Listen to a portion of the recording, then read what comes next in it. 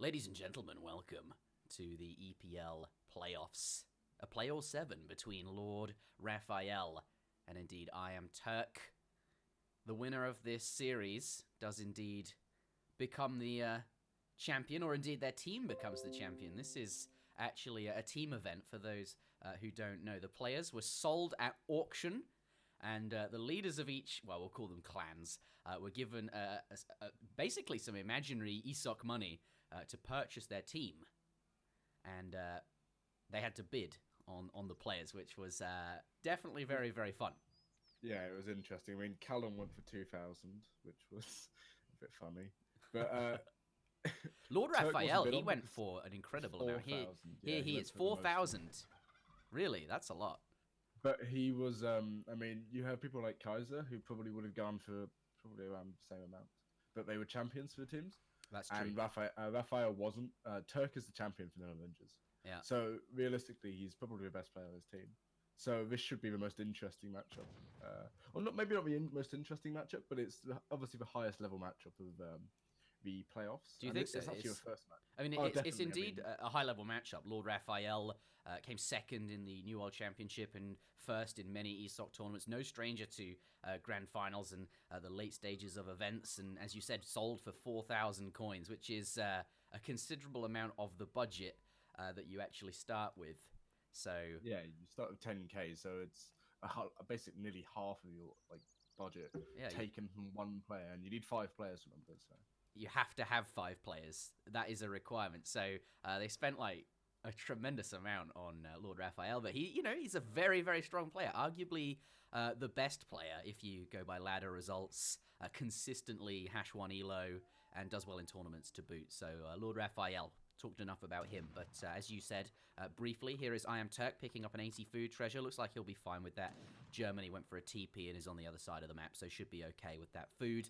Turk, the champion of his team. This means that his team, his, I suppose, team leader is Azamk, didn't actually have to purchase Turk. They all got a champion for free, so basically a really strong player. You mentioned Kaiser Klein, who actually played for the Curiosia Management Company. He was the champion. I'm sure would have sold for a lot similar to Lord Raphael, and so would have Turk here, but is the champion.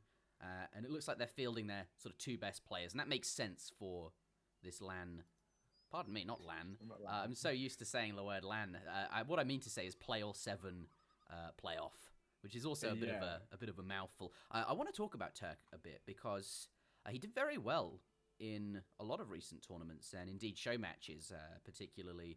There was that series against Maito. He was, almost about to win. The score was 4-0, but then Maito did come in with the reverse sweep, I suppose, the first I've ever seen. Look at these explorers chasing each other around. He's going for the CD. Okay, yes, that's a bit of a ballsy move. And actually, Turk known sort of for taking treasures off other people, sort of being able to sneak in there with his explorer and just take them right at the last second. Yeah. So, I mean, he's being a bit cheeky, really, trying to take this down. I don't know. Obviously, Turk knows it's there. Do you think Raphael knows Turk is there? Because I don't think Raphael would do something like this. It's quite risky. I mean, maybe not actually. I mean, he might just kill 2 and then leave 2 and then walk forward so he can get the crack. So he knows Turk can't get the crack shot off. But actually, yeah, you might be right. I mean, I thought he was following Turk, if I'm honest. Yeah. But he might not have spotted him. He might have just been out of line of sight. Which, I think that's the case because it just seems it's so risky to go for a treasure, especially something that valuable. Yeah, and he's going to go for all of them there. Look at Turk just sort of waiting on the periphery. Yeah, he's going to steal it. This is, I don't think Raphael was aware. Now he's going to see it. Yeah, now he's going to see it. And Turk not blowing his cover until the last moment. He wants Raphael to fully commit to taking the treasure. But Turk got it. Turk got it, definitely. Oh, he's good. To wait for the guy to hop down, but I think Turk almost definitely got it. Yeah, oh, no, Raphael gets it. And a well-deserved treasure. He was indeed the one who was meant to get it because he put all in the effort. But yes, has picked up that CDB treasure. Just to finish up what I was saying earlier about Turk building a forward blockhouse here as Russia to be expected. Getting better and better, and I think among the best at the moment, and indeed being paired against Lord Raphael, I think that is absolutely the case. Turk has been playing very well, and I respect him a lot. I'm very pleased to see him up against Raphael here, and I think we're in for a very, very good series. It is a play all 7, so we will be seeing 7 games regardless of the outcome. There's actually the potential for a 7-0. That would be embarrassing. Yeah. I mean, there's also a reset in the middle. So, as you said, Turk went against Moito in one of your show matches on Escape. And he's sort of lacking Civ pool. We can only sort of play 4 or 5 Civs. His lacking Civ pool at the end of the day, I think, hurt him quite heavily because you had the old New World Championship rules where you can only win with 1 Civ once. Yeah. We've gone back to the old rules. So if you're unaware, we have a Civ reset. I believe after the 4th game or after the 3rd game. Yeah, that is correct. That is how that works, traditionally speaking. And we're going with those rules, right? So in a way that you're saying that favors Turk in our best of 7 show match, ran out of Civs towards the end, and perhaps that's why Moito was able to reverse sweep. Maybe here Turk can play Russia now and some other Civs he's good with, and then play them later on as well. But Hello. Looks like a bit of lag, yeah. Yeah, hopefully I think it might stay around. That's a bit a brief lag spike there. Awkward, but hopefully it won't affect the game. Not a lot was happening at that particular moment, but yeah, Russia starting with 5 Cossacks, sort of to be expected here. Very strong shipment, and Raphael going for 3 settler wagons. Looks like in Age 1 he got his trading post and is just, by the looks of it, trying to execute on a sort of fairly standard semi-FF against this Russian pressure. Yeah, and at the same time, this pressure's not really doing anything. Coin mine, thankfully for Turks and for Raphael, spawning so close to his town centre, so I don't think he's actually going to lose any. And the building placement here is really nice. That market, those 2 houses, as well as the berry bushes, stopping the Cossacks really being able to get in where they want to. Yeah. And these musketeers can't really do anything because of the TC fire. There's even 700 wood, so these sort of not anything over aggressive like 8 crossbow coming out. And there's a nice massive Ulan here, which obviously these musketeers not the best against Ulan themselves because they're so weak compared to normal musketeers. Look at this. I mean, he's going to get the TP down, I think. He's going to get the TP down, but I think that's a frustration move. He wants to be belling up those villages, but as you mentioned, the base building really on point there, and those villages mining gold, not being blocked by any buildings, and it's actually quite a nice mine, very close to the TC there. Putting a barracks down in the back off of that 700 wood. Yes, I think he'll get the trading post, but I think he'd rather be killing villages and things like that. But look at this. LordRaphael coming in with 5 Ulans, and a few are going around the back as well, getting in the way of these villages on the front, and 2 Ulans coming in from the back there. Don't think he's killed any villagers, but really causing Russia some issues. The entire eco is built up here. Yeah, but Russia doing quite well with herding here. I mean, the second hunt is basically right next to his TC at this point, and the mine I like with Raphael's is quite close to the TC, so he's not going to lose any. Again, I mean, was that 4 Cossacks? 4 Cossacks coming out from Turk, so he's going to apply even more pressure. But as you said, I mean, Raphael can quite easily age here. Let's look at units in Q. Yeah. He does have Dops in Q, though, so he's going to go for Ulan Dop versus Musketeers. It's not a bad composition, especially versus Muskets, which are so weak, as I said. Especially when they're this close to your production buildings. Yeah. Doppel Ulan is actually quite scary, although only 1 Doppel coming out there, so perhaps not so scary. But if you can snare with those Ulans and get the Dops up in close, especially against a weaker unit like a Rusket, you're going to have a great time. And those Cossacks aren't going to stick around to protect their Musketeer friends, I would imagine. I would hazard a guess if there are Doppelsuttners there. But yeah, LordRaphael, I think, trying to get to the next stage, but playing it very safe. Sending 700 wood there, perhaps expects that the trading post was going to go down, going to stay a bit longer in Age 2, build out the XP curve a bit more, and perhaps just stay Age 2 in general. Yeah, 8 crossbows. That looks like he's not in a hurry to get to Age 3, which is usually where we see Germany play out the game, really respecting the potential for Russian pressure here, and how well that they can do that. Yeah, and 5 more crossbows coming out from the barracks as well. So, I mean, mass for mass, Germany has a bigger mass. Obviously, the Ulan represent 2 populations instead of the Cossacks 1, and they're roughly equal in unit stats. Slightly better. Actually, Ulans are slightly better in combat. But, yeah, I mean, Turk, he said 700 gold, so he's not going all in himself. He's not sending like 13 Strelets, which would be sort of a normal all-in Russia build. And at the same time, Raphael's just going to age off this. He's going to have those crossbow in the next stage to defend when he ages. And against Turk's mass, unless Turk gets some Strelets out or something, he's going to have a hard time going against the War Wagons, which just counter all of his units. Yeah. I wonder what Turk is up to. By the looks of it here, just massing up, and whilst there's a bit of downtime, he's not attacking his opponent. Raphael, by the way, coming in for a raid. Looks like is just going about lose that villager. Nicely done, Raphael, using those 2 Ulans there to pick up a villager and idling a lot of them here. Only now just going back to work, but now coming in. Lord Raphael had sent the 8 crossbow shipments, and looks like Turk gonna get out of there. I don't know if he was distracted by the 2 Ulans, but walked all the way under the TC and doesn't actually want to stay there. Yeah, he definitely can't push. I mean, 700 wood coming out from Turk, which is nice. And Turk also added a TP, which we didn't see earlier, so he's going to have quite a nice shipment curve for Russia. But he's just getting harassed by the Zuland completely, and this hunt is quite far away. I mean, he has a hunt below his base down here as well, which he hasn't herded in. But this right hunt is so far away from the town centre that one Ulan's going to keep on coming back. But it's just going to be an annoyance. You usually think, oh, I'm the aggressor. I don't really care about having my hunt super close to my TC. But Lord Raphael is going to punish you for that. Looks like he's not going to be afraid of one Ulan, though. Can just get into hand combat and beat it down. But Raphael going to be pesky and annoying, keeping it on very low HP, but does get executed by the Musketeer firing squad. Meanwhile, a couple of Ulans will take out these 2 Cossacks. And just drip feeding them in there by mistake by the looks of it. But meanwhile, Lord Raphael finds himself into the Fortress Age, which I think was, as Germany, where you ultimately want to get to. You have those very strong shipments. You get a 3rd Ulan rather than 2 in the Fortress Age for your Civ bonus as well. But he spent quite a lot of time and resources in the Age 2 there, sending 8 crossbows. I suppose, though, he didn't send 700 gold, so in a way was able to gather that and save the shipment. Couple of villagers going down. I suppose the forward base villagers. But again, look, I mean, there's only 4 Cossacks out. I think there's probably more in queue for Turk. But he needs, and there's skirmishers in queue. But look how many war wagons there are already. There was a batch of 5 in the 3 war wagon shipment. Yeah. And as I said, all these musketeers only have 12 range. Strelets don't actually fare too well against war wagons compared to normal skirmishers. Normal skirmishers have 18 range, right? And Strelets only have 14, so they have a hard time kiting these war wagons like that normal would do. But he's going to push him with an infantry mass. Yeah, he's coming in. But looks like Raphael can stick there. Raphael, he sees it with the long-range crossbow war wagons. He can see those units coming in.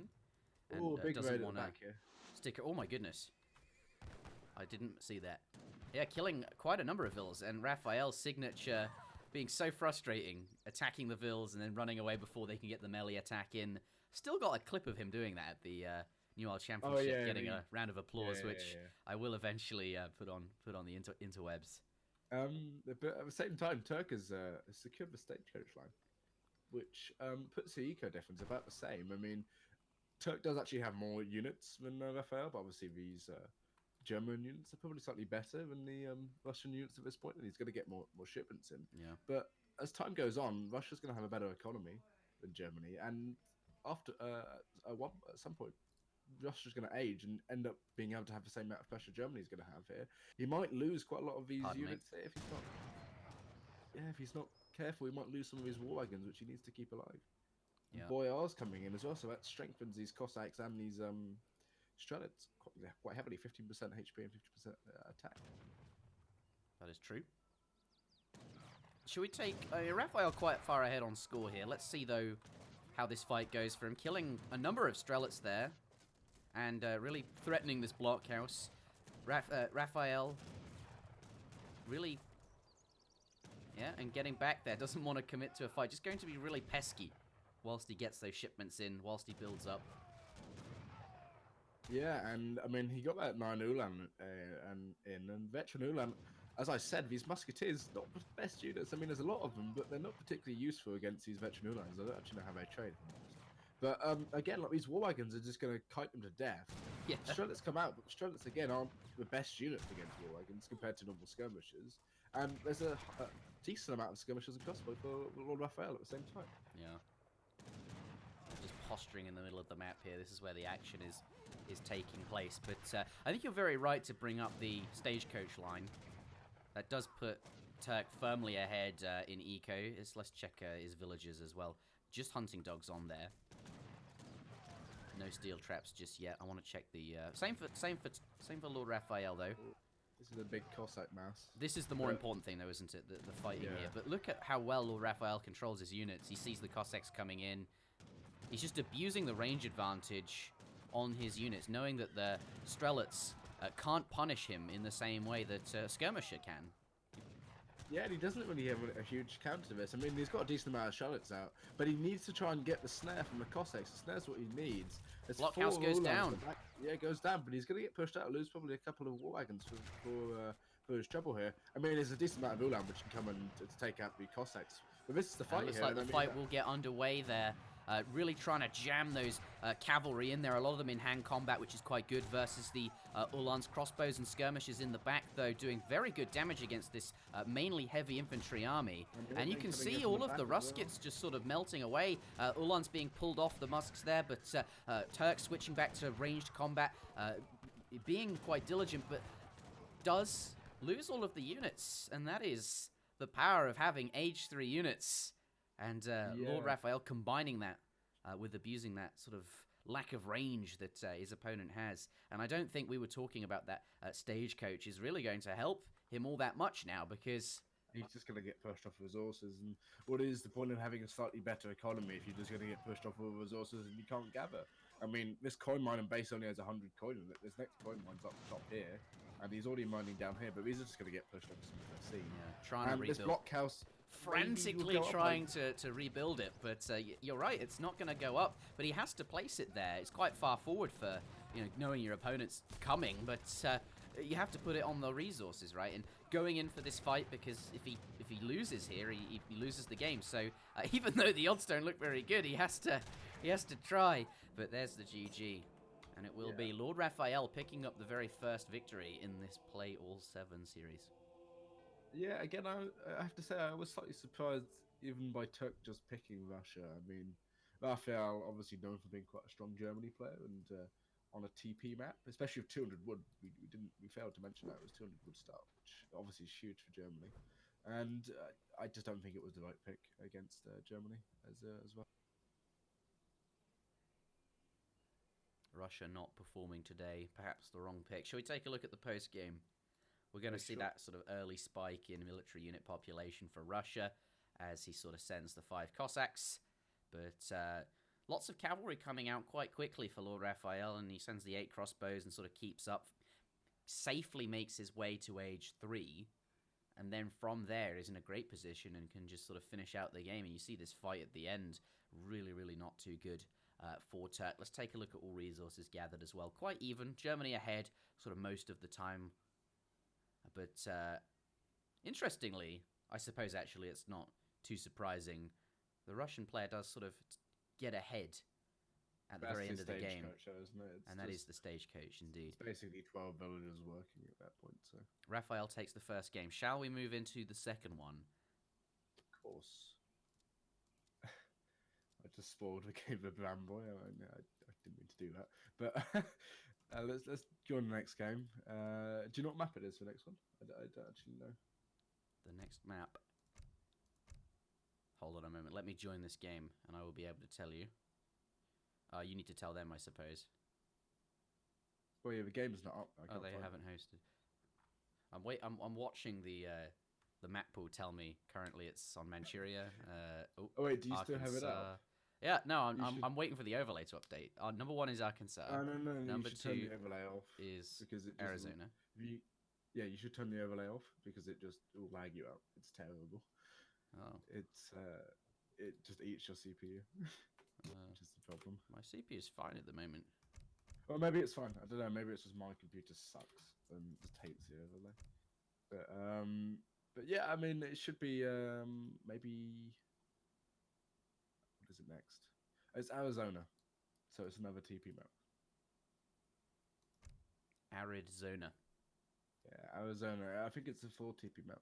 So you could probably see some Ottomans, some Raphael, and Turk could play Germany, I guess. I think Turk plays Germany. But as I was saying, neither player can play the civs they just played. So he can't. Turk can't play Russia, and Turk can't, and Raphael can't play Germany. So could you turn the volume overall up by chance, my boy? The answer is no. I cannot do Okay. that. We Well, can't I do can. anything I about would that. have to. I can turn you up and then turn me No, down, so because the overall. the mixing is fine, but apparently the overall sound is low. But it doesn't matter. Apparently, it just don't worry. Right. Well, I can't do that easily. Is the answer? Yeah, just don't worry about it then. I think it should be fine. I don't know why they're not hosting. Oh, here we go. The game is up.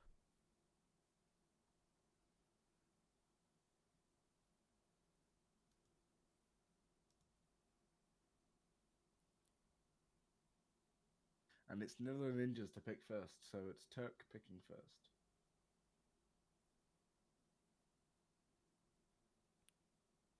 So Turk picks first. Yeah. Because he lost the previous game. No. The way it works is I was going to say that sounds horribly unfair. The way it works is they alternate. Okay. Yeah, they alternate. So the first game was obviously like New World Championships where you just had an even game at the start. So and Turk going with India. Obviously he's greening up, but Raphael can't pick Germany. India, an odd pick on this map. I mean, there's some non-TP maps to come before the reset. There's actually no, there isn't. There isn't any non-TP maps before the reset. Using Russia and India, not too bad actually. It's if it was a non-TP map, I'd be slightly worried for Turk. But India can perform on whatever map, although they do prefer livestock maps, and traditionally we see them on non-TP maps because, well, you might as well play your strong civs. Exactly. You want to play strong TP civs on TP maps, but we've seen Turk play a lot of India. I think there was that game versus Tabin where they just brawled out for hours and the game just never ended. And it was like, I think it was really like an hour and 20 Ottomans coming out from LordRaphael. You were saying this could happen. 4 TP map. LordRaphael. It's quite a strong map for Ottomans. Yeah, and you kind of want a lot of TPs when you play Otto, right? Because that poor eco.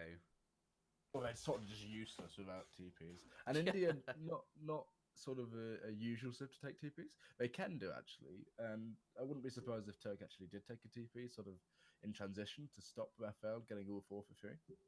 So, but yeah, I don't know who wins this matchup. I think it's maybe slightly Ottoman favoured on a TP map. But as you were saying with Turk and with Turk playing against Tabin, I think at the same time it was the Supremacy tournament, wasn't it? And at the same time, me and someone else ended up casting an hour and a half game of Kaiser versus Sompu, the same matchup, and it was pretty ridiculous. Noel coming in with the AoE wills and the AoE jacked. I need to get the AoE will emote on my channel, right? Like that's kind of where that belongs. And then I don't know what we should do. The IP check emote was removed to make room for the ECL emotes. We were going to put it back because we know it was like a good emote and people liked it. But I guess we haven't. I guess circumstances changed, and we've still got the files. I will make sure they are saved, and I'll either put it on ESOC or my own channel. Probably on ESOC because they've got more emote slots. It's not really my emote. Something like that. I think we have 6 now. We haven't used them, obviously. But, well, I have to talk to everyone about that. I can't just add them. Well, yeah, of course. The escape mode's actually incredibly good. I mean, you have a lot of slots here in escape, didn't you? Here we go. Going into a game anyway. It looks like game number 2 will be beginning. Arizona is the map. It will be LordRaphael playing as the Ottomans, and apparently there are cows on this map. I can see one in the picture. So maybe that's why. Are there cows on this map? No, there's none. Scammed. Scammed. Change the photo. That's no good. So no cows here for India, which is a shame. They won't be getting It is a wood start though, so India does like that. Obviously Ottoman like it as well. Yeah, I think they both like that. I think they don't both know. like the wood I think stat. I think it benefits Ottoman more than India, honestly. Maybe 'Cause you can marginally. get, yeah, you can get the mosque down, which is basically like half a TP, which is nice. I think it benefits them both, but we don't want to get bogged down in the minutiae of which crates favour Exactly. who. But we do have Turk here. He is 400 wood start, playing as the Ottomans. 3 villagers right onto that bison right away, splitting the final 3 onto those crates. And we'll see indeed what he does do with that wood. You're expecting a mosque and a house, and then the final 200 wood on a trading post, which makes sense as Explorer rushing over to that TP now. And it is usually what we see from the Ottomans. Going to find himself 80 food as well. Yes, he does see it. And not going to take the crack shot, not wanting to miss that first pass. And to be honest, I think that's the right decision. To be honest, I actually don't think he'll get it anyway. Oh, maybe he will. Yeah, and then he can get the 80 XP afterwards. We'll keep an eye on that. Lord Raphael, meanwhile, one monk going for an adventure, taking a look out on the map, looking for those strong treasures, and the other sort of going for the ones that he's found. Relatively easy to get 60 food there. One elephant should be able to pick that up without his friend, and now another 60 food treasure. But the XP first pass will go to Lord Raphael, so right to not take a detour, crack-shotting one of those 80 food treasures there. But now going to pick up that food treasure. Turk on the top of the map, gathering lots of wood, as his villagers do cost wood. He is playing as the Indians. Let's see how this matchup unfolds. Yeah, and Turk going to pick up another 60 food as well, which is nice. And at the same time, he's obviously going to swap the TP. He spots on the top right anyway. And he's close to picking up the 80 food, but thankfully for Raphael, he's picking up first. And yeah, I mean, this map has quite a lot of treasures, which are sort of niche, small treasures. There's 80 XP on the left here for Raphael, which would be nice if he finds it. And there's 55 coin in base. But other than that, I mean, I think most of the nice treasures have gone so far. Yeah, I was just looking at the Navajo settlement there. 80 XP, 2 cougars. Looks like Raphael going to come across that. 320 XP. I think Arizona is sort of one of those maps that shares a similar treasure set to, well, no, not the Great Plains, because we've got something guided by an alligator, which would not be the case. But what the point I want to make is that you do have these big, beefy XP treasures, sort of 320 XP. There's a medicine man there, and there's a two sheep. But the point is that these can be sort of big XP treasures. In this case, it's spawned as a medicine man, which isn't actually as useful. But you might see some players sort of going for these later on in the game when there's perhaps less to do with their army. Yeah, the 320 XP one is quite easy for India to take. Because obviously they get those two sepoys. And they can just sepoys get a bonus against Outlaw Riders because they're cavalry, so you just put them in melee and just grab them. Nice catch from Lord Raphael though on this monk. Turk's gonna try and bring him down, obviously, and try and pull him away, which I think he'd do because the Indian explorers are 5 speed instead of 4.5. I'm looking forward to this. Let's see if he can get the pull. He's too far away, elephant coming in, and Yeah, he's going for it. He's so going close. for it. Look at him go! Pull it. It's got He's very just little gonna get HP, but what? Okay, he breaks free, but Lord Raphael does switch to ranged attack. He's no fool, and we'll take that out. Shall we, though, talk about... What? What? I'm looking at text complete, and it's showing me that he's... It must be... That can't be right. There's nothing on text complete. I don't know what you're looking at. Oh! Yeah. Silk Yeah, Road. you're seeing it. Oh, wait, you're seeing something else. Yeah. Never mind. Yeah, The chat will shipments see what I was once, saying. But Silk Road coming in. Okay, tell us what this does. I mean, I know what it does. So Silk Road, each one of your crates is worth extra resources when you have it. So if you look at the crates that Raphael's now got on the floor, with 400 wood from the quartermaster, and now 125. So it's basically 100 extra wood from age up, 500 wood age up. Yeah. And it also means the passes from the trading posts are 25% more effective. Only when you get stagecoach. But yes. Is it only one stagecoach or is it the XP as well? I don't even know. It only affects resource crates, so it does not give you extra XP. So he'll be wanting to get stagecoach ASAP, but either way, I think half the reason you send that is to get a bit of extra wood from, for example, the quartermaster, and indeed the 700 wood and gold and all the other shipments you'll be sending. But Lord Raphael popping down a barracks in the sort of middle of the map here, not super aggressive. I suppose against India there's going to be an aggro fort. It's sort of his side of the map near a hunt, but this is quite an Agra fort. I feel against Ottoman, a lot of players would be much more comfortable building that in base, but going to venture out on the map a bit more, and that's you know, it's quite nice on Arizona because of this big, you know, block of terrain in the middle of the map there. You sort of get quite a bit of map control from doing that. Yeah, and I think what's interesting is Raphael's got the millet system upgrade from the mosque, so that's I think it's something like 50 or 60 wood, and it makes your villagers train slightly faster, so that's quite nice. But that 700 wood is such an, and he's got a market up. That's interesting. You don't normally go for a market with Ottoman, so yeah.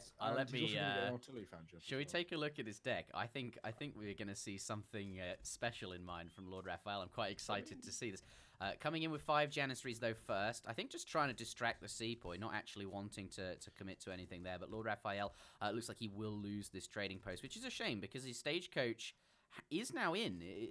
Will he get the final pass? I think he will. So this trading post has generated probably enough value, but given that he's just done the upgrade, he's going to want to have all of them, and Turk taking that out. Very frustrating. But LordRaphael, his deck, I was wondering if we might see 8 Hussars in here, perhaps some sort of revolt. You know, this is clearly a slower build. Millet system, a market, going for stagecoach, and sending indeed Silk Road, that bit of extra resources. I thought perhaps he might be looking to get to the industrial age and click that big button.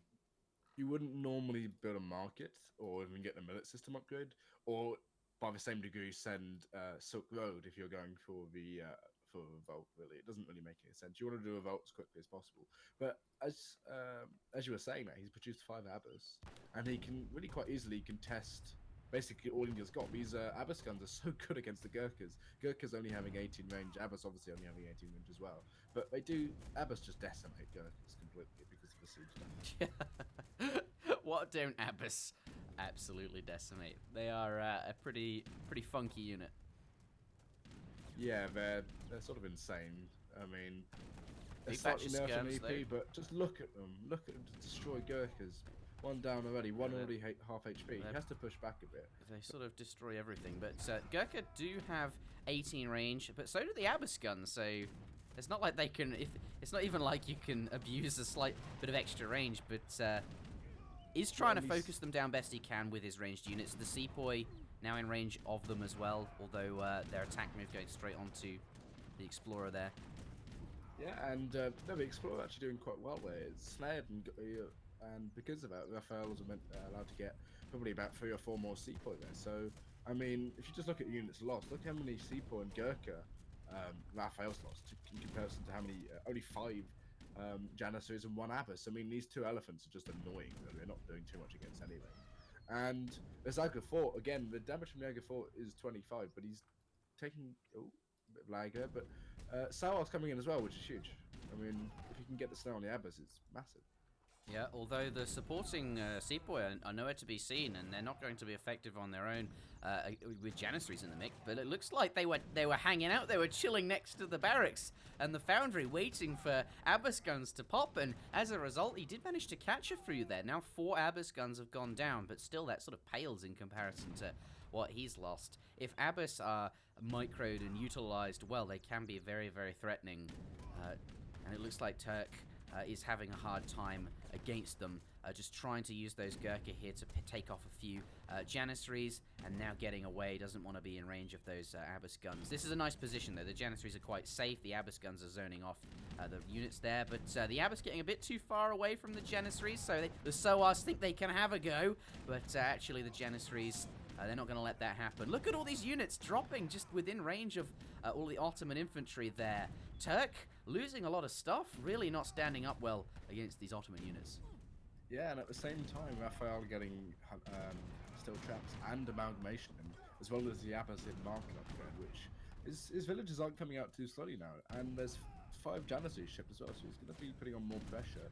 There's a decent amount of Abbas guns at the same time. I mean, there's not really an army at all from Turk, and I know you cast off Kaiser a lot, and I'm sort of going to paraphrase Kaiser and just say this is GG at this point. I mean, what can he do? It's so GG, man. That's not very this French. Is the end of the game. He says it all the time, even when I'm casting him. But look, at 320 XP, I mean, diplomatic intrigue coming in, so he's going to have probably 2 batches of the Gardener Huss, which is nice. But at the same time, Raphael is getting the stagecoach down, and the eco isn't even that much in favour of Turk, especially after you've got those big market upgrades. Turk finally getting the second professional hunters upgrade, which is 15% if you add on to hunting eagles. Yeah.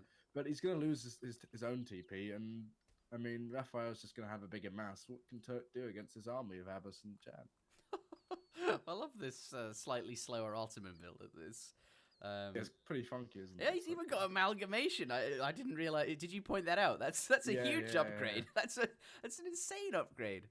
He's even got gold to Tower District, so he's gonna have more than 25. Yeah. That one you kind of have to get though. When you like sort of get to 20, he's on 24 vills. Damn, this is. So let's go try and raid now. Okay, and he might get if he can find these villages down here, he's gonna have an incredibly nice raid. But as I say that, 5 hostiles coming out, just gonna catch them. No, didn't quite. The gardeners are safe to garden another day. They will get out of there, but they will not be raiding anything today. Meanwhile, Raphael's main army now approaching the base here, and you can see the Indian villagers having to evacuate this deer herd, not able to gather from that. They do have some food in their base, though, and quite a lot of coin there. But yeah, this is a big army coming forward.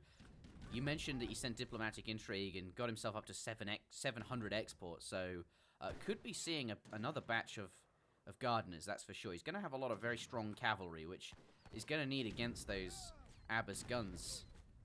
Let's see if he can make something happen here, but this is so difficult. The Gurkhas are just going to get snared or get sniped down by the Abbas guns themselves. Yep. Abbas guns not even too bad against gardeners themselves. Sentries do pop, but not in a good position. They want to be closer to those hussars there, trying to move out the way to let them through, and now irregulars coming out as well.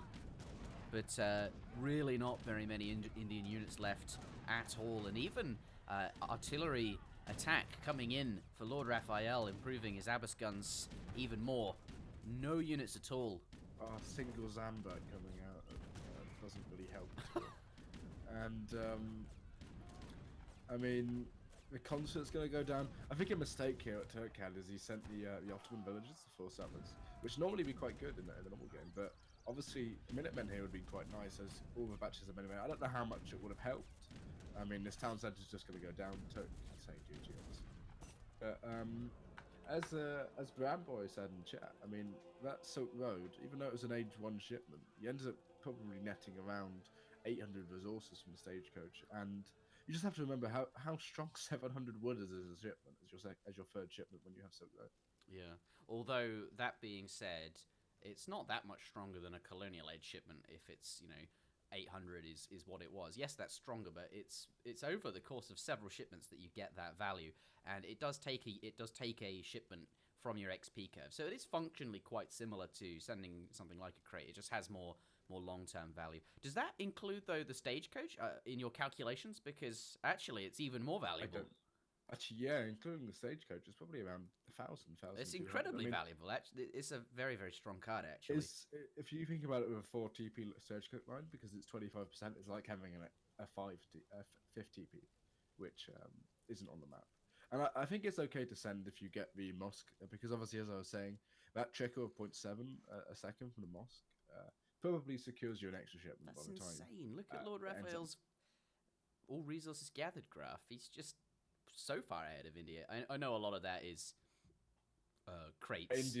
India's also on the slower wood resource. If you just look at wood total, India's obviously higher. I mean, actually, and also India sends stuff like 300 export and 4 SOARs and 5 seaboy, which represent a lot of resources, but don't get counted on that graph. But I think the real story of that game is actually going to be not the economy graph, the military unit population graph. That starts relatively even, but Lord Raphael controls his Abbas guns really well and just gets further and further ahead in terms of mass. And you can see India really not able to keep up with that, and that's just the story of the game. A quick win to Lord Raphael with a well-executed Ottoman build, but he's used 2 civs that he's very strong with. Germany used, Ottoman used.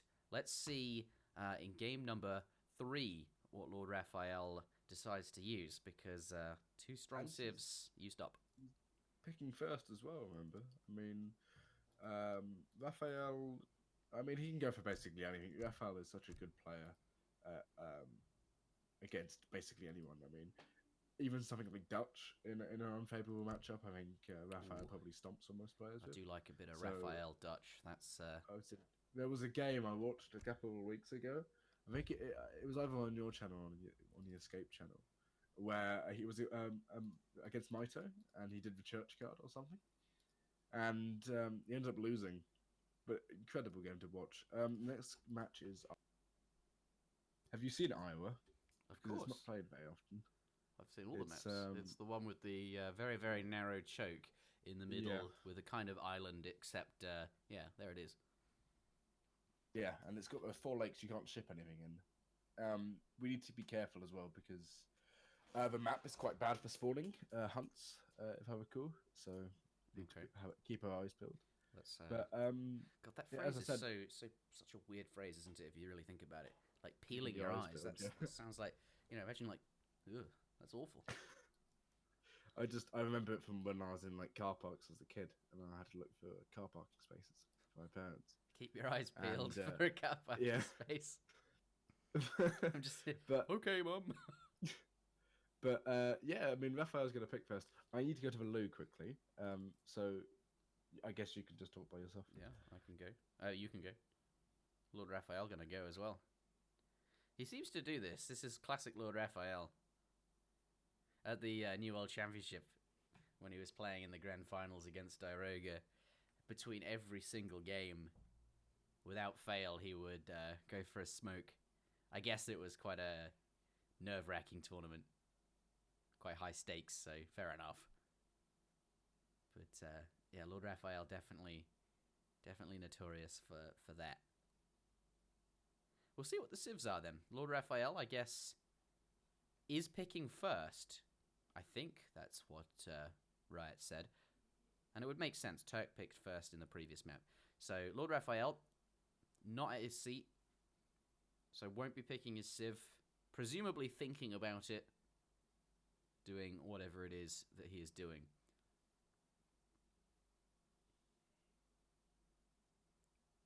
But quite a narrow map. Certainly in the center.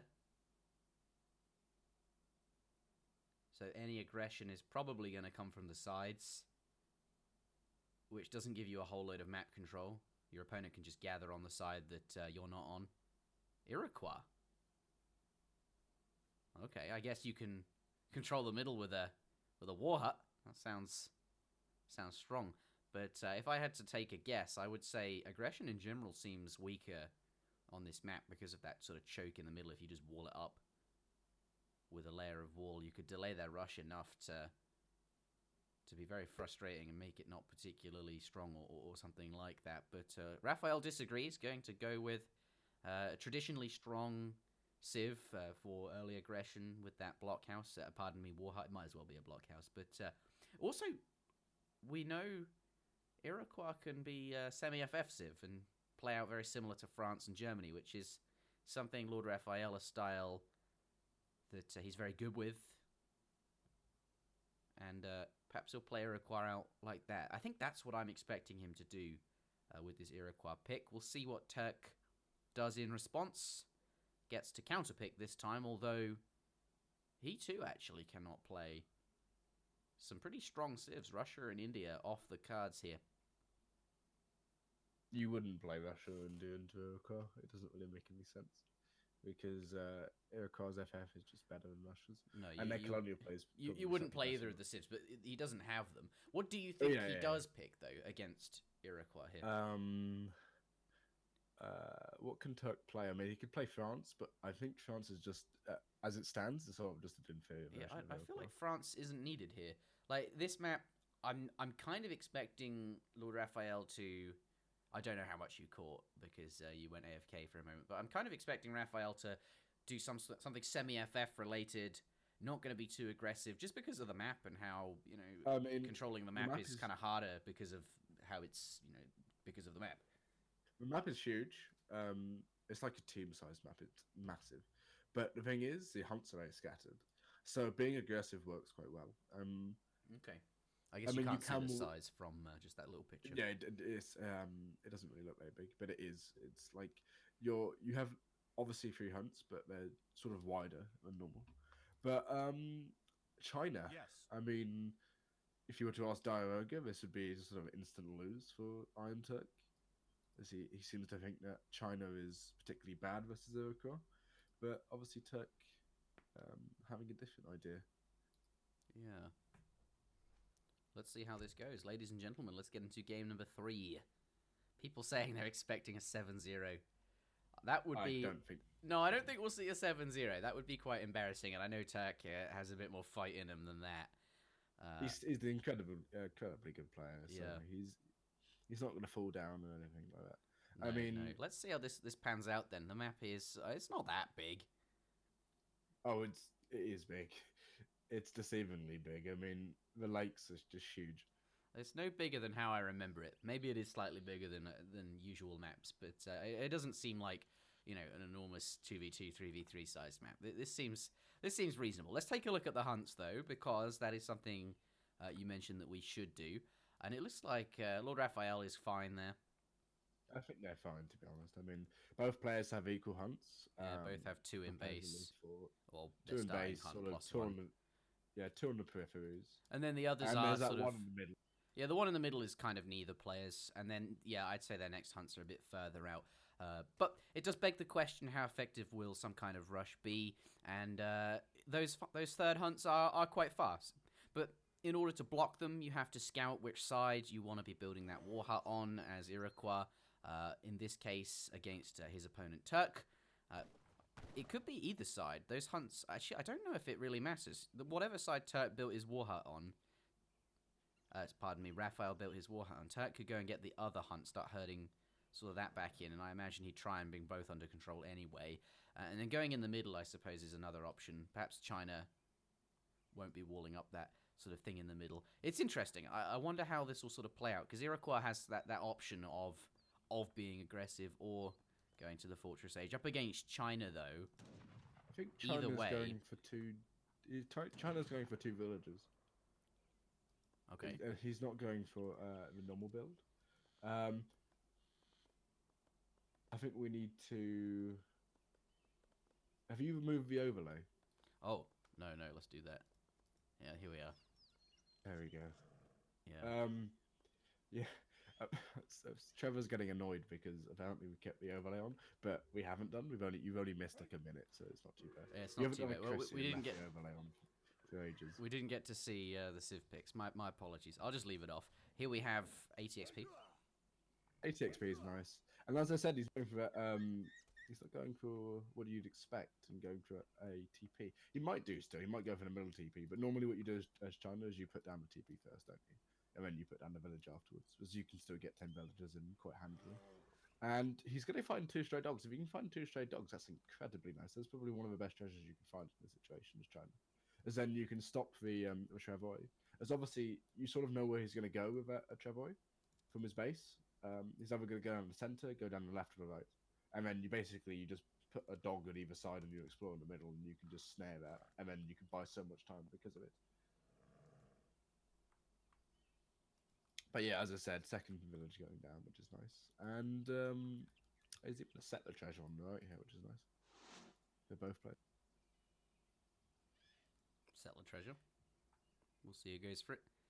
Turk did go for Northern Refugees in the end. Yeah, as I said, I mean, you go for Northern Refugees 9 out of 10 times. You can go for 300 wood, but... What were you talking about? Team Villages? What? No, what? You said something like Team Villages. I was like, what on earth is he talking about? No, 2 villages. Oh, right. Well, they're called villages, aren't they? Yeah, I thought you were saying Team Villages. Like, well, yes, he's gonna make. Okay, he's going with 2 villages, right?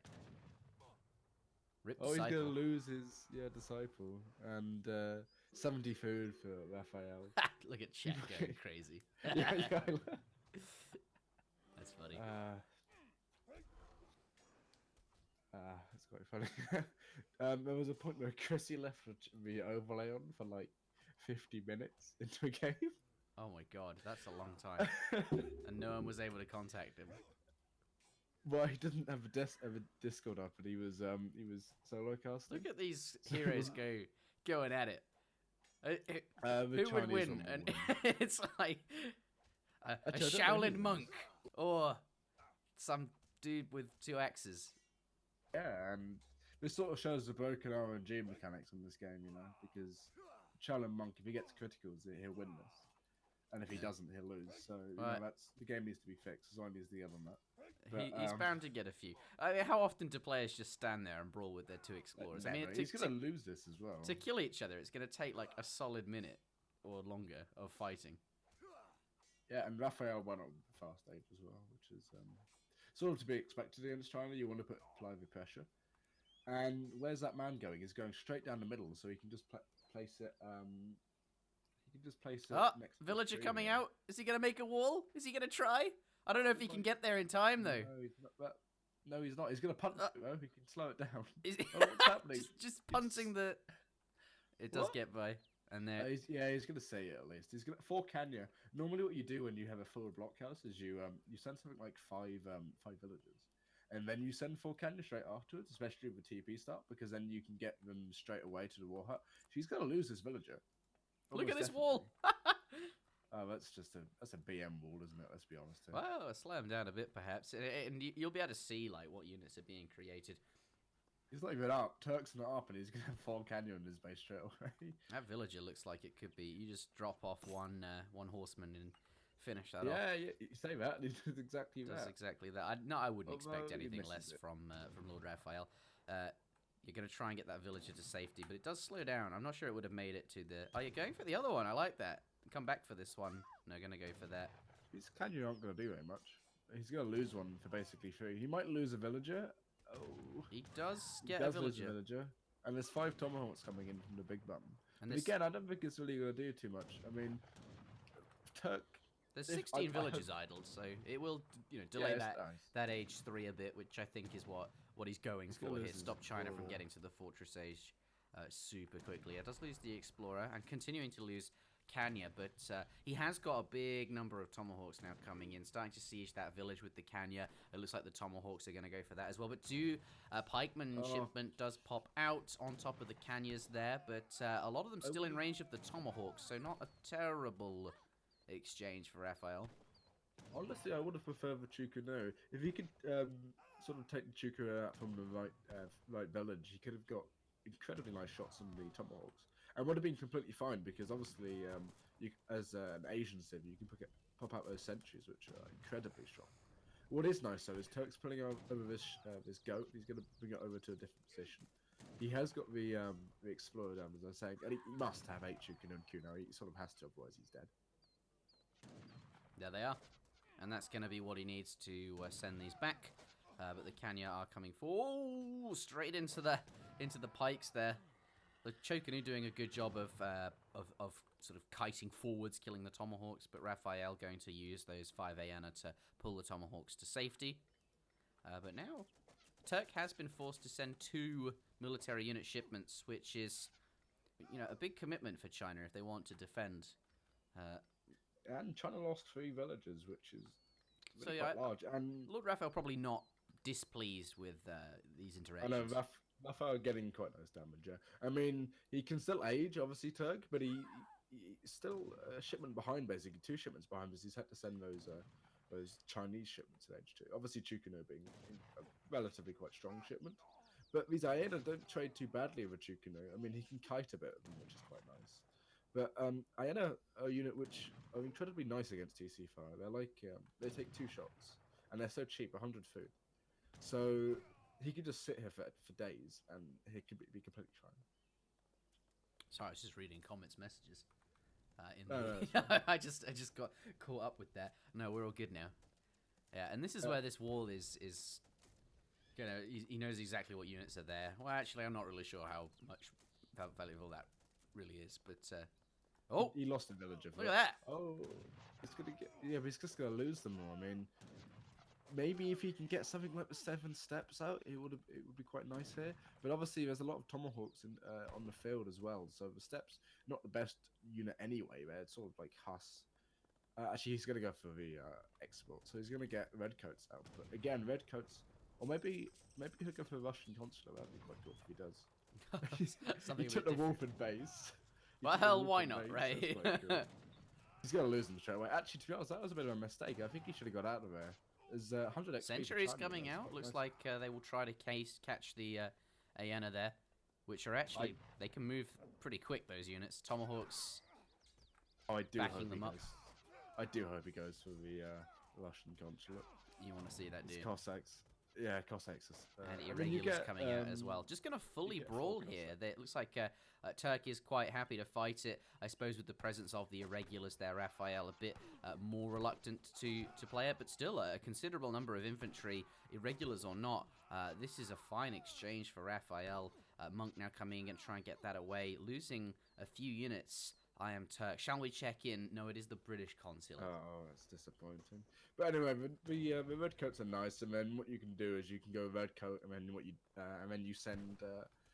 I mean, Turk's sort of stuck in the colonial age now because if he ages, he's just going to get pressured massively. He's going to get a barracks down by the looks of it, or another village, probably a barracks after. He's macroed for it. There you go, war academy down, not a barracks, my mistake. And more than likely, he's going to send 7-step. I mean, if he could get away with 700 core, that'd be nice, but I don't think he can do. No, I don't think he can do either. He's looking, 7-step riders. There they are.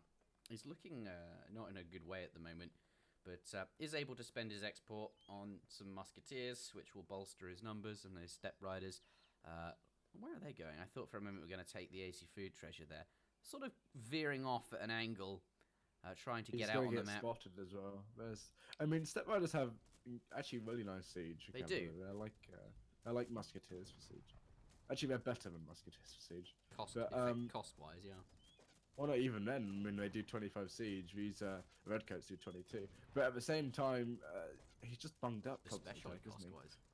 Yeah, I mean, how much do they even cost? They're incredibly cheap. Oh, look at these villages. But he does get the batch out from the Summer Palace. That Summer Palace might even go down. Conservative tactics, basically like the boyars for Iroquois. I mean, if his step riders can get on the ANA, he's going to be in a nice position. But his infantry mass is too far away. He needs to pressure with both at the same time. If he loses the step riders, he's in a bad position. Honestly, I feel like if he had those 10 Rattan shields, I mean, he would have been in a nicer position overall. He's just got his deck is way too industrialized. Perhaps and Kanya's coming out at the same time as well. It doesn't surprise me that Turk wants to go industrial into the late game. That does seem to be a thing he likes to do. But we're going to take this fight sort of regardless. And switch over to military units. He's not getting a bad trade here, actually, especially with the Disciples coming out. He's going to end up just going on those Tomahawks. There's not a huge amount of hyenas left, and these redcoats are incredibly strong units. They're basically veteran musketeers, or thereabouts. Yeah. And then he's going to clean up. China looking pretty good. Damn. Well, Kenya are coming out, but there's those redcoats are still there. These two Disciples are doing so much damage against the units, and he's cleaned up. And then another 2-3 Disciples. Very nicely done. It's worth pointing out there are only sort of 2 musketeers in there. One of which is very, very low HP. So Kanya would be quite effective against the units there. And it doesn't look like there's enough to take on that blockhouse. Indeed, pardon me, Warhup. And indeed, Raphael actually being quite good. We see he used the blockhouse. I keep calling it a blockhouse to focus down that weak musketeer and those Chokan who didn't really want to be out in that position. So he cleaned up, but Raphael will keep his forward military building. And I think Turk more interested in using this momentum he's just gotten off that fight to finally get the age up in and go up to the fortress age, which is where China really, really wants to be. But I think Raphael, I think he did well to force 3 shipments, but losing all those units there did set him back a bit. Did Raphael herd Turk's hunt on the right over here? Because there isn't one. There was one earlier. Huh. It just disappeared. I don't know where it's gone. It's just disappeared off. He must have eaten it. He must have done. He must have herded it in and used it up. I mean, he still has 2 hunts over on the left. There's the age up, though. Gonna go up. What's he going up with? Confucian Academy. That's Yeah, sort of he's to be going up with expected. the Confucius Academy. And he's going with 4 villages, so that's sort of. I think it's a minute. Yeah, it's exactly a minute. 5 villages. 4 villages. Oh, 5. Well, after 4, it's inefficient, so I don't know. But it doesn't really matter. It's tiny, tiny little things. But he's getting a lot of gold. So maybe, just maybe, he'll go with a Manchu as his first shipment. Yeah, I can actually kind of make sense given that the food is so far away. Kenya coming in, and looks like they're definitely going to get a Villi kill there unless he can pull off some absolutely insane pull. Not the case. Going to force all those villagers off the Wonder and delay that age up a bit. I like the fact that he's going for Manchu. It makes a lot of sense. There's not really any food in his base, so he's just gathering golden wood. Those are the only resources he kind of has access to in a safe way. The food, like you mentioned at the beginning of the game, is quite far out on the map and sort of hard to get to. Big push, though. So he's so close to getting the export for another batch of redcoats. He's 6 export away. Those disciples are probably going to pay dividends by building them. I mean, there are a lot of Kanya here, but if he can just defend this one little push, he's going to be completely fine. He's going to age up, but he needs those redcoats out. One more export and he can get them in queue. Yeah, but he's going to pay dearly for using those villagers to block the Kanya there, make it a bit harder for them to get round to the Chocanu. It's having to fist fight with them just to keep his units alive here. But nicely done from LordRaphael. He correctly recognises Arquebusier coming out, and that Canny. I think the trouble here is those Kanya, but there's not very many left. One of them's very low HP. I think these Arquebusier will be okay, but the Tomahawk are going to get some good value. Tomahawk do reasonable damage against the Arquebusier, providing they're not being shot at. But this will enable him to hold, and it looks like LordRaphael did a good job of coming in. As I was trying to say, correctly identified the age up, just wants to come in. Ooh, Kanya coming in. Big cleanup. And I don't think he managed to get the gold, did he? So he won't be... I mean, there's a shipment coming, but it won't be Manchu. No, he's probably going to send interventions as a shipment because the population is so low. I mean, one huge mistake here is he didn't take the redcoats from the consulate. He had 400 export, just bunged up the whole time. I mean, as you sometimes say, I mean, what is the point of having any? What is the point of having the resources if you're not spending them? It's just pointless. But yeah, I think Iowa's just sort of killed him, hasn't it? I mean, he has no hunts. Look at his eco pop; it's 21, and compared to what is probably about 55 if you include the trading posts. Here we go. And it looks like Turk is going to try to push out with the few units that he does have. I think he got a Summer Palace batch. Which is quickly going in there and getting cleaned up. But the Redcoats will be able to hold their own, especially against these Kanya horsemen. But Raphael running him around, forcing them into melee and then sort of moving here. And in the back has a line of Aena, which have a couple of upgrades on them, which are going to be trying to clean up those muskets. More muskets do sort of enter the fray, though.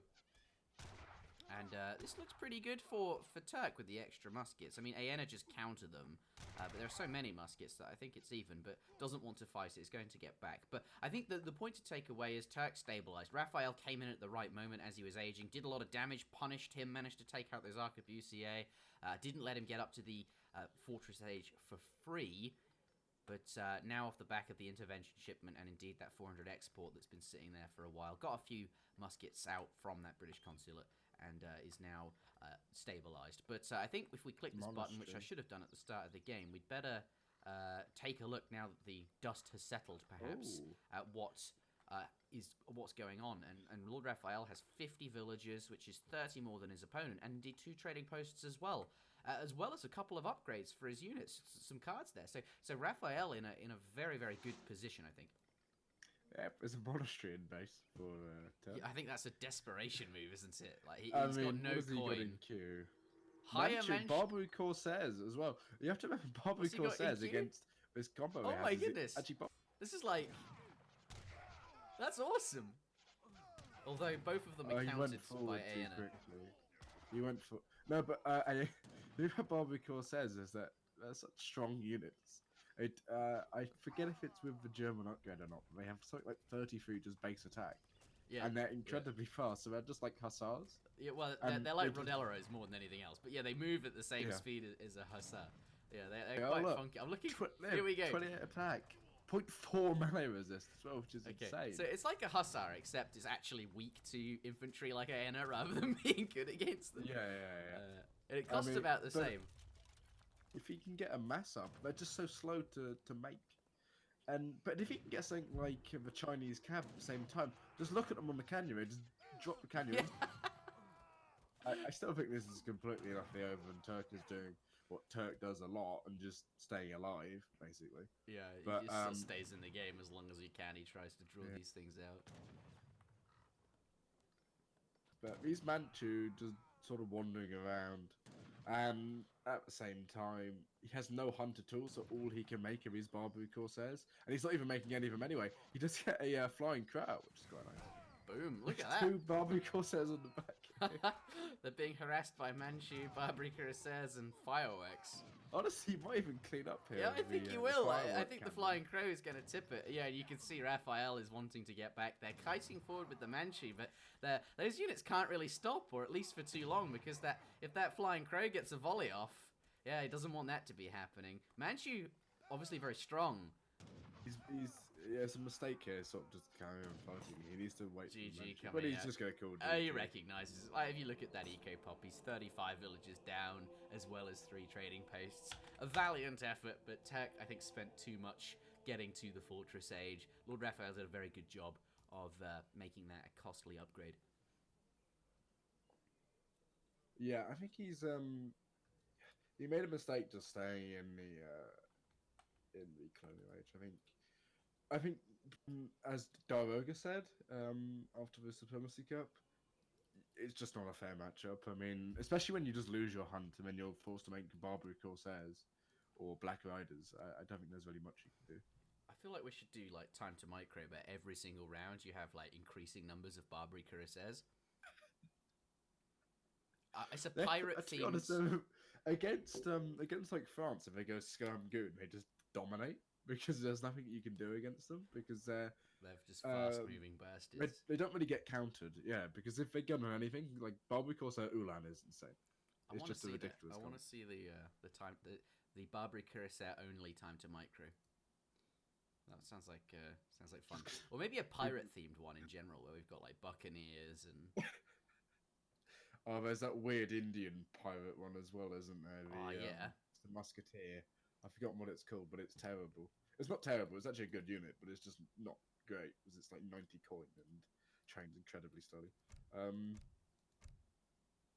Isn't there a ship in the game where you can make orangutans as well? Oh yeah, Old Doug the orangutan.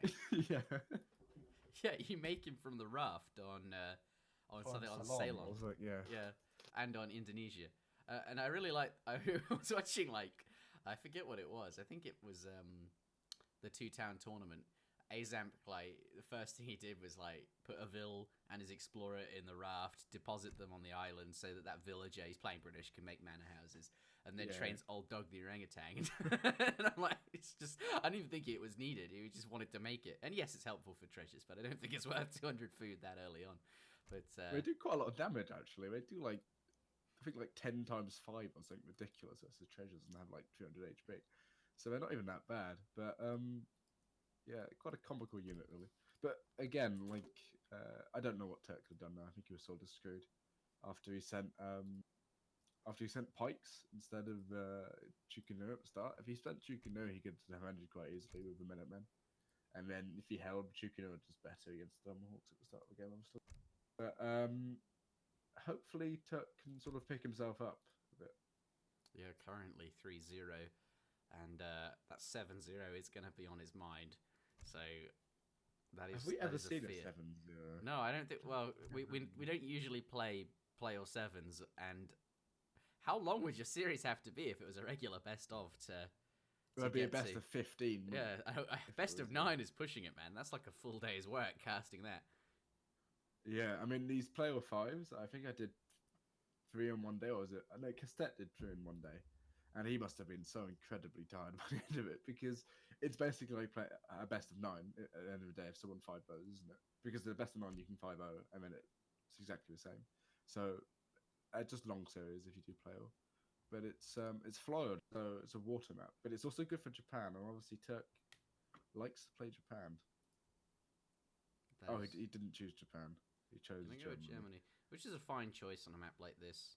Yeah, it's a good map for Germany. I'm surprised they didn't pick Japan, obviously, but thing is, Japan is quite easy to pick against. And obviously, it's not a pick you want to pick. No first. Japan, says Lord Raphael. He's parroting my words, so maybe he was expecting it slightly. What I want to see is I want to see Turk put down a dock as Germany. Yes. You know, I don't even think that's out of the question. I've been watching Callan's stream recently, and he does it quite a lot. He just puts a dock down on Florida on the side and just produces like 10 fishing boats. Yeah. And it ends up working some of the time, so it's quite cool. But, it's actually, having watched a lot of Turk games, I think just making a random dock is something he actually does like to do. So I mean, it's not too bad, is it? Because there's only 70 wood now, and it's basically like having a second town centre. So it's Dutch. That's interesting. This matchup normally on RE at least is the worst matchup for Dutch in the game. Like, it's basically unwinnable. yeah, So it's quite frightening. I don't know really. I think it's still Germany favoured on EP, but it should be closer. Hopefully. Lord Raphael, I would say, is a very competent Dutch player. Oh, he's the best Dutch player in the game, without a doubt. He's pretty incredible as Dutch. So I think he trusts himself here. But yeah, going into game number 4 in this play all 7, the score is 3-0 in favour of Lord Raphael, settling for perhaps a very, not a particularly good matchup for him, but Lord Raphael very strong with the Dutch regardless, even if it's perhaps not the best matchup. But being 2 points up, in fact 3 points up. Yeah, and I think he'll be okay. I think he trusts himself, but this could be Turk's opportunity. The score is 3-0. 3-0. Yeah. Have you turned the overlay off? Of course, I would never forget to do such a thing. Why would you even think that? Yeah. Whoopsie daisy. No, I have done. I've remembered this time. In the bottom of the map, in the color blue, we do indeed have Lord Raphael playing as the Dutch. It is a wooden food rest coin, starting with a market. Oh, that's interesting. Do you not know you start with a market? Oh, I know you start with a market, but perhaps that... I'm just wondering if that's... How dare you? How dare you? This was like a map for the New World Championship. Of course I know it starts with a goddamn market. You casted like 1,000,000 games on this. Yeah, no, my point is, and I think Lord Raphael will get that hunting dogs upgrade. I mean, it's kind of like... It's kind of begging to be bought, isn't it, when you start with a free market? But it's often something that Dutch just can't really do very easily, or even if they can, they'd rather not, right? If you get a 95 wood treasure, it's often just better to save it and get that bank slightly sooner. But here you'll be able to get a hunting dogs, which makes me wonder if that's kind of the reason he's more confident picking Dutch into this matchup than usual.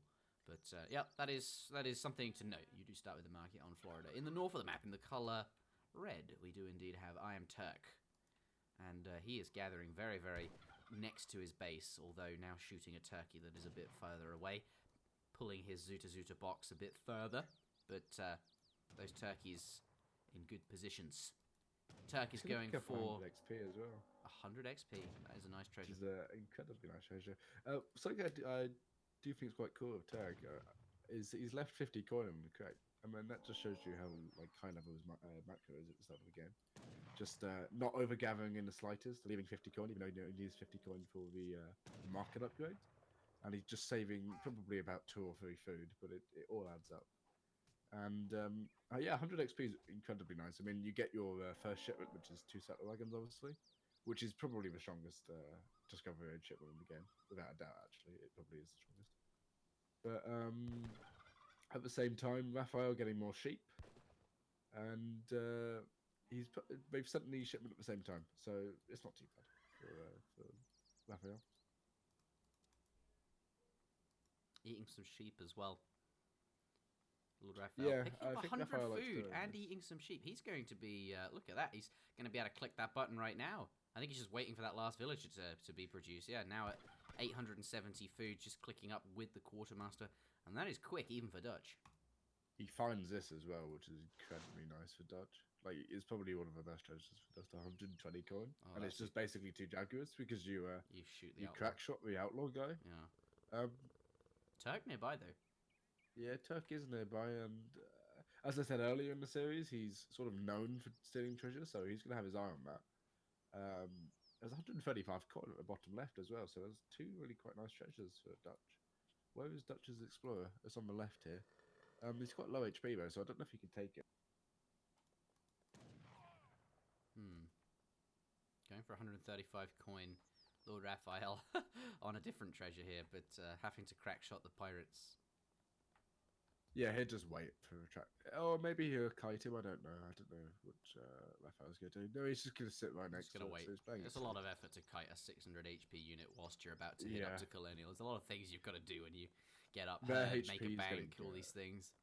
The HP for the pirate's getting reduced on beta. It's 400 on beta, which is a bit more fair. Yeah, that's They are ridiculous units when they're converted. At the same time, though, Turk is he's sort of going back and forth and crack shotting this pirate treasure. It was 4 pirates to 1 settler, which seems quite a lot actually. But he's going to end up getting an extra settler element, which is quite nice. Lord Raphael hits the colonial age with Germany only halfway aged. 400 wood on the floor there. First bank already down, and we'll be sending that first shipment. That will be on the way already. Worth pointing out, Raphael eating all of those sheep, really ravenously gobbling them up, wanting to get that extra food boost in now rather than later, it would seem. And I suppose against Germany that makes sense. Just wants to have his power spike as early as possible, survive that Fortress Age timing that Germany is so strong at. Just make sure he gets these banks down perhaps a little bit earlier. Just make everything a bit more smooth and such. But yeah, second bank now coming down, and we'll see what his first shipment is any second now. I expect it's about to arrive. 700 wood, going to build 2 more banks off of that, I would imagine. And at the same time, is about to confirm what to do with them. The envoy coming through his opponent's base, and I think that's going to help him decide, you know, if he can build a second bank, or if perhaps he'll be building you know, a stable or something of his own. Yeah, third bank going down. Third bank. I suppose against Germany, though, as you point out, 2 trading posts. I feel like Germany, yeah, second one being built now, isn't expecting any pressure, right? Yeah, Germany won't expect pressure. I mean, Dutch can probably go for.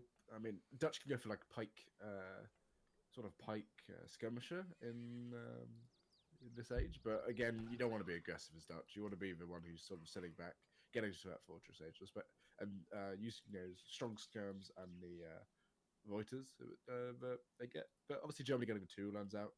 I think he's just going to go straight for that settler treasure, actually.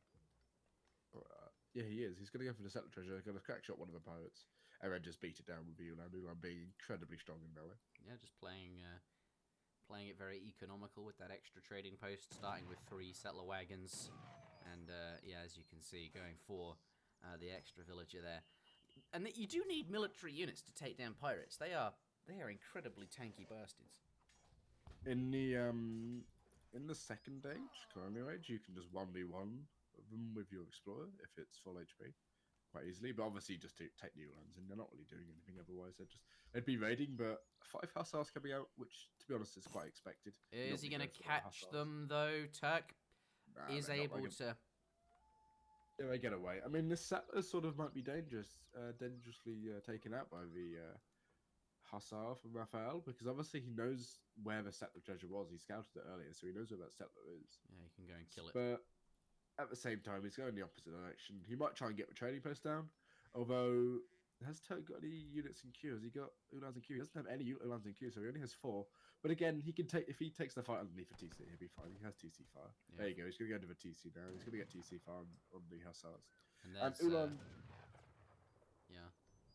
Ulan, even though they're weaker than hussars, they don't train too badly. I mean, our Ulan, I think, beat hussars in hand-to-hand combat 1-on-1.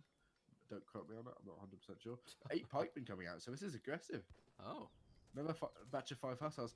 But again, Turks, by the time these 8 pikemen come out, they're so slow to go anywhere. And really. 5 more hussars. He might lose he needs to get another house out. He'd probably just buy the wood, honestly. I don't think he really minds. He might lose his explorer as well, but he doesn't mind too much about that. He can just get men out, and he can hold this really quite easily. Yeah. Especially if he gets 3 war wagons out as he comes out.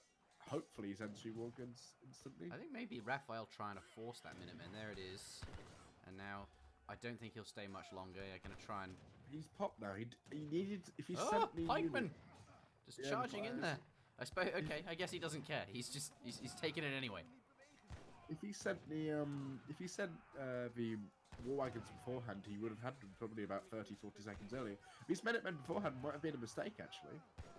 As he's just going to lose all these Hussars and these Ulan on purpose. He's going to clean it up, and he's in the next stage, but did he lose any units? I don't even know if he lost any villagers. He lost one settler wagon, so to be honest, he's not even losing that much. And now he's got to have... He's traded. What did he just send? He must have sent something. Yeah. And a second villager, so there is that. Yes, he does find himself in the Fortress Age, but I don't think he was expecting Dutch to come at him with 8 pikes and an extra batch of 5 Hussars there. But basically, Raphael trading off 8 Hussars and 8 pikemen, you can see, in exchange for the settler wagon and the villager, which is nice, but killing 6 Ulans and forcing Minutemen and killing all of them as well. But I still feel like that's slightly Turk-favoured. I think Raphael, with the units left over, of which he doesn't have any because he lost them all under the TC. I think perhaps he was hoping to take out one of these trading posts before Germany's first shipment comes in, but not the case, not able to stop the 2 TP Germany, and now three wagons coming out. Saying that, I still think Turk made a massive mistake calling those Minutemen. He could have basically just stayed bunged up in his TC. He would have lost the houses, but does he really mind? Because he would have got the war wagons out and just cleaned all of that up and basically not lost anything. And he can't really do anything with his war wagons now. I mean, Reuters is going to pop. Reuters versus war wagons, I believe Reuters actually win because they're just so efficient as units. And they even partly also because war wagons are inefficient in the sense they don't have a ranged resist. But, you know, trading his Minutemen for protecting his houses or something. I think either way, the important thing is he gets to the Fortress Age, which is where he is now, picks up another villager goes down in Turk's base. But at the same time, as a villager lost for Raphael, so okay, it's only about kind of even. It's basically Turk lost 3 villagers. Yeah. Which... Let's see how this pans out then, because Dutch now in the Fortress Age as well, but we know Germany. This is where they're, this early Fortress Age is really where they're quite strong. So how well can Dutch hold out? Skirmisher pops with some Reuters there as well. But there's a ton of Ulan and even more coming in. So these skirms could be in a bit of trouble using... I thought he was using the villagers to block. Yeah, he's gonna get them on. He doesn't have Minutemen as well, so he's gonna lose those skirmishers more than likely.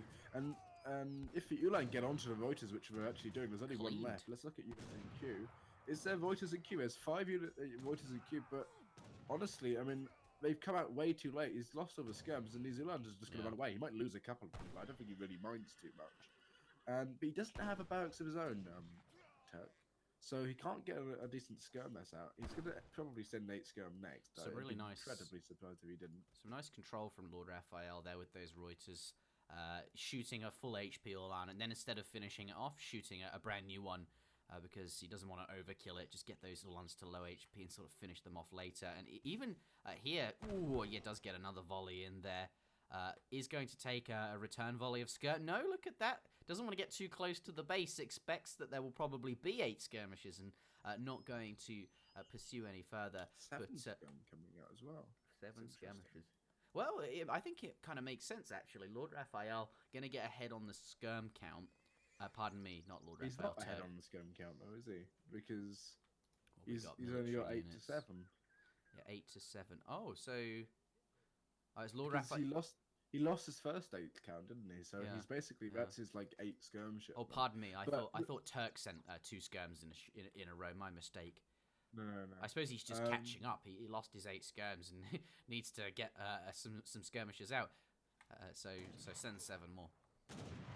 He has got quite a nice sort of Reuter mass here, and as you were saying, he does now have 12 skirmishers, 5 with a batch from the barracks. He's also training Hussars now, instead of just Reuters, which is quite nice. But I believe Ulan skirm actually beats Reuter skirmishers, so obviously he doesn't actually need to mix in those Hussars. And he has also house, so that house might not go up in time. Thankfully he does, so he's going to get all the Hussars he actually needs. But he's sort of pinned into his base, and the next hunt is down here, so it's quite far away. Yeah. looks like, though, Raphael sticking in his base. He's finally got 2 different... Ah, look at that! Oh, Hussars the popping out, Hussars. and a 4 Hussar shipment as well. And it looks like the skirmishers are a bit out of position there. Meanwhile, though, the Ulan do find themselves on a lot of villages, but I don't think it's going to matter too much. The Reuters going to be able to take down these Ulans very, very quickly, trading off all the Ulans for villager kills. Meanwhile, his skirmish is going down. And now LordRaphael sitting here with, yeah, he lost a few villages, but the stronger economy because of the banks. And now it doesn't have to worry about Germany's, big military unit threat because he's managed to kill all those skirmishers and a ton of these Ulans for free. Yeah, and as you were saying, I mean, what was quite nice with Turk there is he pulled back a Ulan and snared the Reuters, so he got away with a decent amount of skirmishers himself, of the Ulans himself. But he doesn't have he does actually have a bow. It's right at the back here. I didn't see that. I'm awfully sorry. But I mean, the eco population now is slightly in favour of probably Turk because of the 2 trading posts. Actually, it's probably equal now. But the bigger mass is just on Raphael's side. So if Raphael gives Turk time to get something like the Jaeger shipment out, I think Turk is in a good position. But if he pushes now and pushes onto this coin miner on the right, what can he really do? And the villagers at the top right here, but does he spot them? I don't think he does. Oh, he must have done, because he's going back. Yeah, there's a lot of them there. No? He's going around the... is he getting... No, okay, he's joining up with the rest of the army here. Batch of Ulans do pop on the skirms in the back there. That's exactly what he needs. Those skirms are in a nice spot otherwise. Cav combat coming in at that time. I'm a bit confused with Cav combat, if I'm honest. That was 2 minutes ago. Was it 2 minutes ago? Oh, it was. Oh. Whoopsie. Oh, there's his shipment. You talk about 8 Ulans. Go. 8 Ulans. Nice shipment here. Yeah, obviously, there's not... That one's not as confusing. Obviously, there's not a huge amount of skirmishers left to kill. But he does just wipe the army, and at this point... I mean, Cav combat does actually come in for Raphael at this point, so I do get to talk about Cav combat. So these Reuters are quite strong now, and the Hussars... They're still only normal Hussars, they haven't been upgraded, that's a mistake. But again, he's going to get pushed off this hunt at the top right. Do you think it's a mistake? I feel like he's probably, at this point... Yeah, but he had about 10 Hussars, didn't he? Yeah, he had 10, but it was a power spike. He trained 5, which arrived when the 4, and then some of them died, and now I don't think he intends to make Hussars for the rest of the game, or indeed a long time. So perhaps it was just, I want 9 Hussars, I won't upgrade them because I'm not going to make any more. I just want 9 all at once and surprise my opponent, catch him off guard with some Hussars or something like that. Doesn't necessarily have to upgrade them. Although, having said that, he is continuing to train them. So, yes, the lack of veterancy is... Yeah, okay. So he's going to commit to these hand cavalry here. And Dutch is fine with doing that. This is a scrappy game. It is, given how aggressive LordRaphael played it in the beginning. And now there's not a hunt there, so... I mean, where does Turk go to hunt? He's going to get Reuters at the top here. Reuters, bloody pathetic. Oh, it's a juicy one. Yeah, they're just pathetic, though, aren't they? You're just killing villagers. I mean, there's 5. Yeah. The 5 Huss coming in, especially with Cav combat, they're like Ulans already. How do you think the physics of that works? I mean, like, the Reuter has a pretty good gun against cavalry, but for some reason villagers are just, like, wearing, like, it's like Reuter-resistant chest plates or something. I don't understand, really, like, how that works, but... You know how you can, with certain guns, you can make the sights go up and down for range finding? They've got, because they're shooting cavalry, the range finding is off, and they're just missing the villagers constantly. Okay, if that's what's going on, right. But Turk just fighting off the units here with his villagers, and he will clean up, but he has lost an absolutely...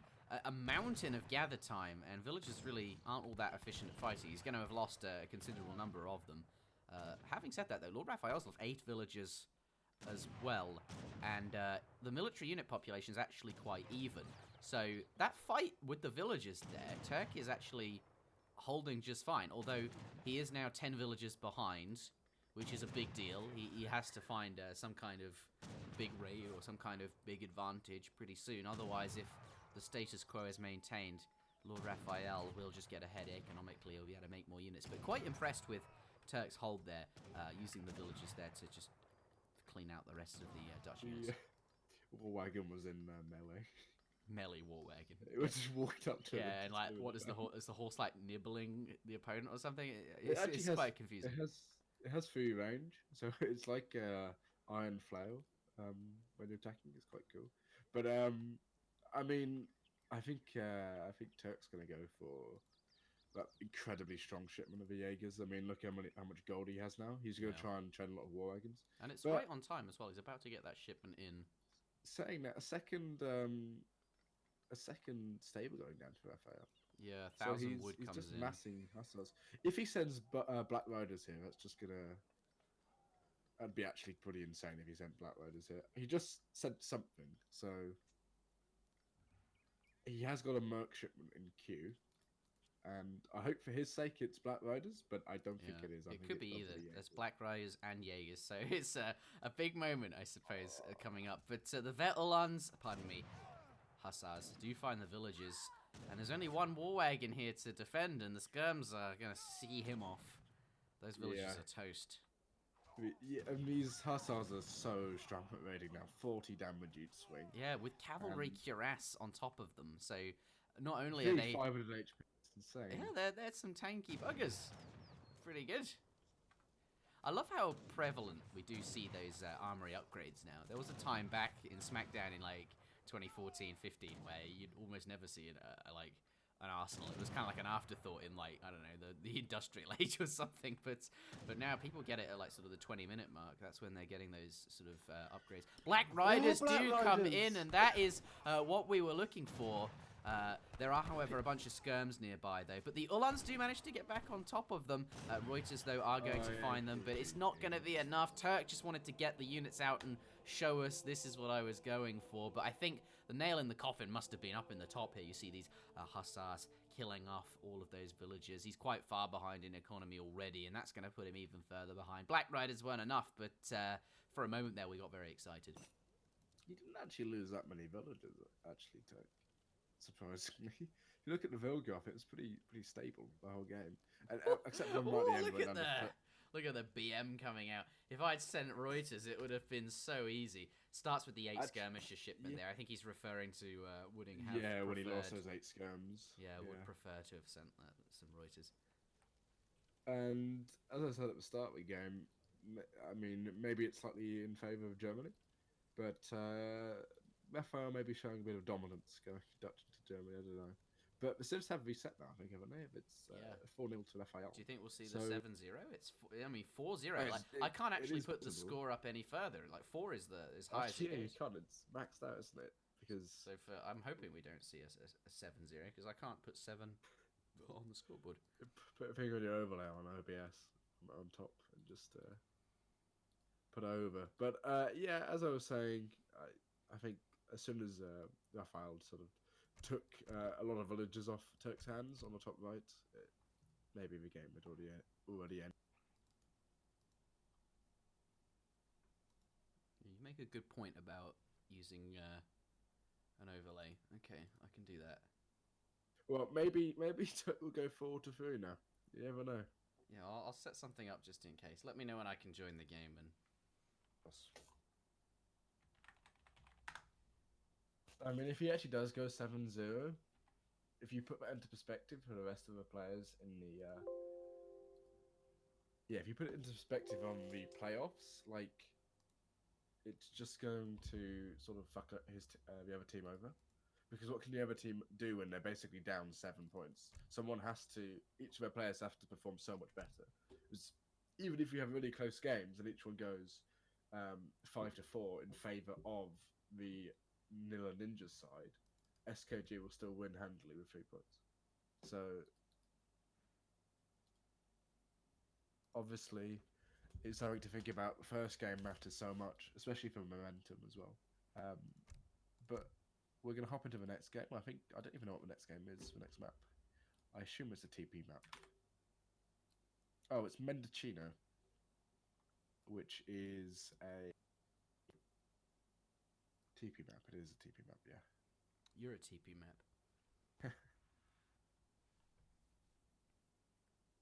And I believe who picked first last time? Was it? Oh, it was Turk, wasn't it? So Raphael to pick first. And Raphael, as I said earlier, can go back to his old Civs.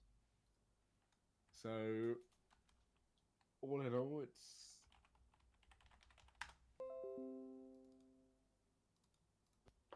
All in all, Raphael probably would pick Ottomans or something, and because it's the last 4 TP map, the last map which is a TP map is Manchuria, which can either spawn as a 2 TP map either side or a 3 TP map in the middle, and Grand Chase a non-TP map, but I assume Turks are probably going to go India on that map. So I wouldn't be surprised if Turk went Japan here, although I don't know what Turk can do. We just have to look at Raphael picks.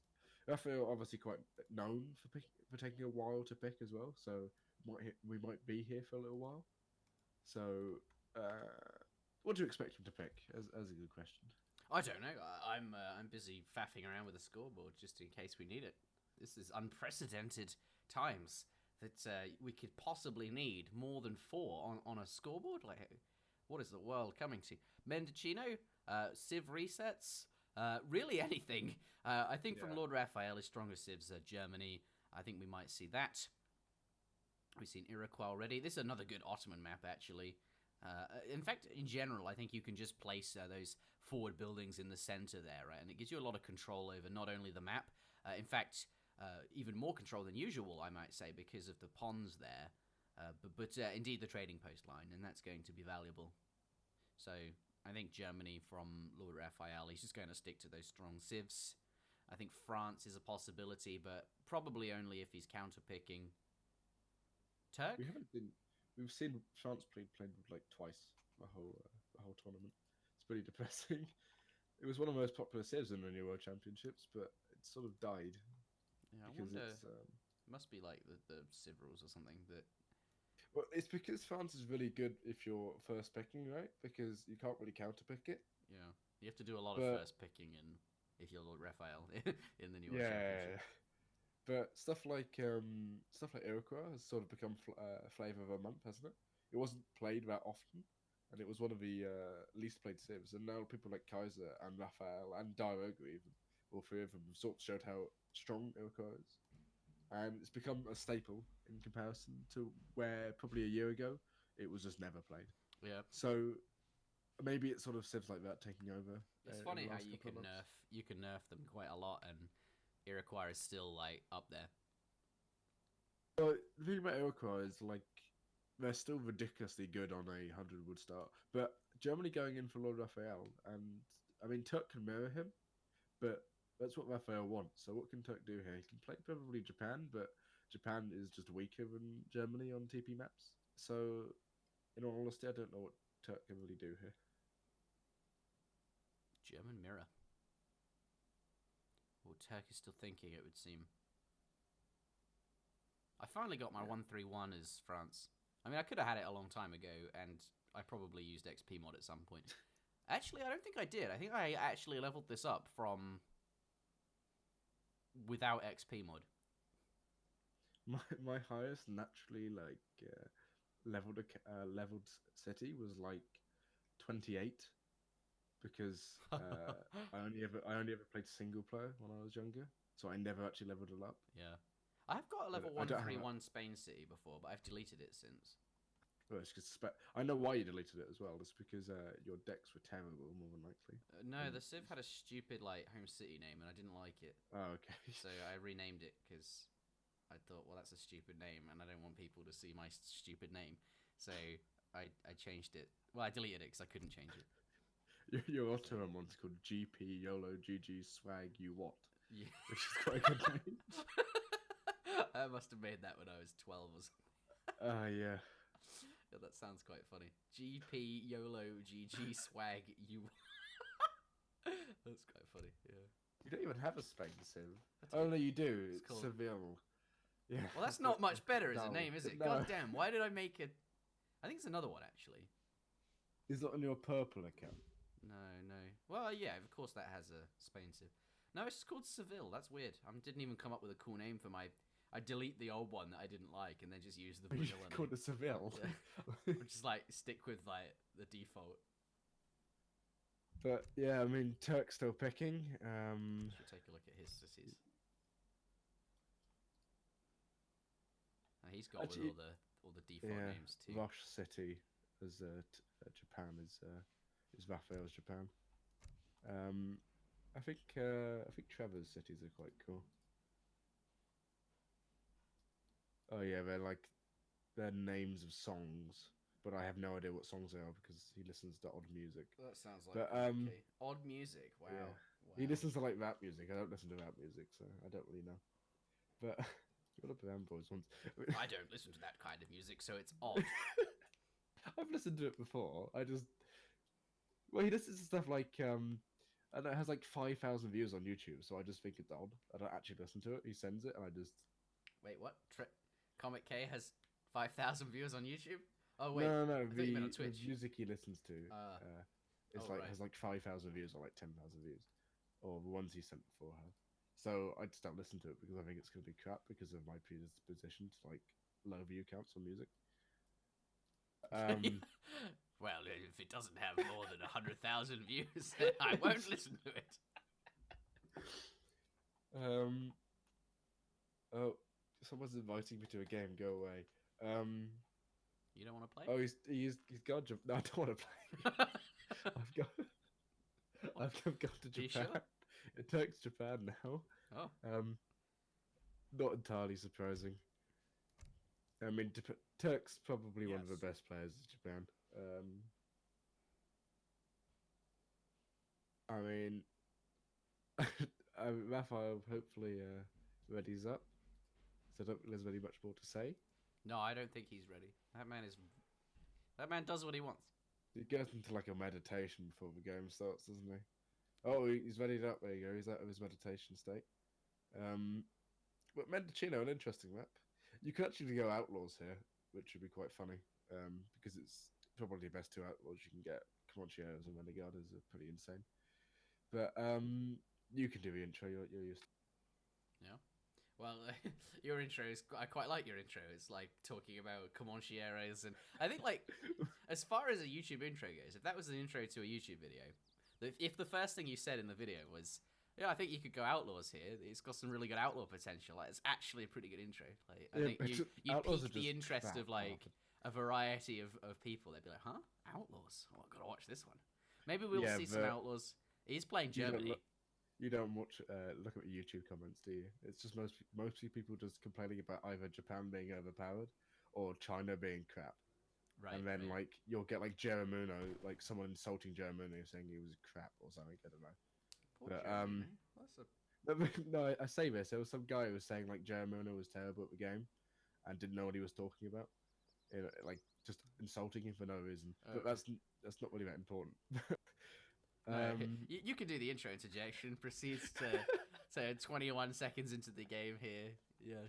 Well, I'm gonna drop all pretense of like this is a serious. Well, it is a serious cast, but I think I'll never mind. I'm babbling now as well. It's worth having be your fun. 70 food. I like this kind of cast. It's much more relaxing than like being super. And it is a lot of fun. But LordRaphael picking up 40 coin with his villager there from the treasure. Got the market down ASAP, and we can see a pretty early hunting dogs coming in there. Going to be quite pleased with that. I would imagine now gathering for, indeed, his house. And has a couple of settler wagons doing that there. Starting with his explorer, a 2 stray dogs treasure. That's a nice one to pick up. Get that Pokemon army going, and perhaps you can get that nearly mature bear cub that's next to it. And then over here we have 90 food, not a tomahawk or any other of the goddamn units on this map. There's so many of them.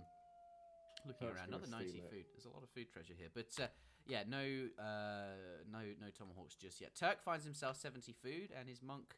One of them, at least, is in the area to pick up some more pretty juicy treasures. Although they are all guarded by a lot of wolves, I think he'll need the help of the other monk for that. But speaking of the other monk, he's over on the other side of the map, and it looks like, I think... Yeah, Divine Strike. Yeah, Turk's easily on it. Those 2 dogs are pretty huge. Especially if he gets the Explorer down now, it's like game ending. Well, not game ending, but it's massive, because you can't get the your TPs up. As you just sit the dogs on the Explorer. He's just going to try and walk back to his base. Yeah. But thankfully, the Japanese Explorer can't snare. But again, he's going to have quite a hard time getting any of these big TP sockets down, which is what Germany likes to do. Yeah. And Japan actually relatively close to aging up now. And yeah, these 2 dogs, 18 damage apiece, or 15 damage apiece, is 18 in Colonial. So they don't do bad damage. They don't snare, unfortunately, as I said. They are pretty. And look at that Turk. Oh, I really like Raphael. Is just the small things like that. I think most people wouldn't have been that little bit more ballsy to go out forward to get an extra shot on the dog. Only Raphael. You have to be very confident with your unit control to go out and do that, because the Explorer is such a valuable unit to Germany. But trying to kill off one of those dogs, or best he can for later, looks like he's just going to go treasuring in the back of his base, where it's a bit safer, quite close to his base. There's 80 food there. He's got a crack shot, and he can just kite that final bear without taking any more hit points worth of damage, and should be able to get that up in time before he clicks the button and indeed gets the 200 wood. So we'll be able to get to a trading post socket in time. But look at this. iamturk positioning the monk here next to a hunt as well as the trading post socket. So not only can he scout for his opponent building it there, he can place shrines here should he need to, and the two war dogs are going to guard over here this other TP socket. So should Germany want to build that, which I'm expecting him to want to do, but the question is, will he be able to? Really clever from iamturk, wants to deny those trading posts. Meanwhile, in his base, he's now going up with two villagers on the Toshogu Shrine there. Lots of villagers on wood, and we'll be adding in that consulate now, which he has skipped in the first age in favour of just building shrines at the regular price without the Portuguese bonus. Sending two villagers, not going to go with that Heavenly Kami. Looks like Turk just playing a bit more aggressive, or a bit less greedy, I should say, not aggressive. Dog will go down, paying dividends from earlier when he was being so diligent trying to get the final extra shots on it. And now that dog's dead, it looks like this Explorer is going to be able to get a lot more of that built, because the other war dog went to the other trading post. It's going to take a long time to get over here. And as a result, we'll get that trading post up. Yeah, and he also he's going to get it up anyway, because he built a settler field, which is quite nice. He's going to lose his Explorer, though, which is, unless he gets the HP bonus, it's going to be quite close. Is he going to get the villager in the way? What, Raphael, can he deliver? Look at this, he's setting up for it. Villager, get in the way of the dog. No, he's not. He doesn't even need to. He's so confident he can get... No, he does go down. Not confident. Villagers actually do 2x damage versus dogs, which is quite interesting, because they have a multiplier against pets. Yes, but not in hand attack. The hand attack's still better against the dog. Oh yeah, you do like 6 damage against a dog, but dogs actually do quite a lot of damage versus villagers. I didn't even realize that. They do like 6. Yeah, they got 0.3, but that's still quite easy. He has got 2 monks there helping him out.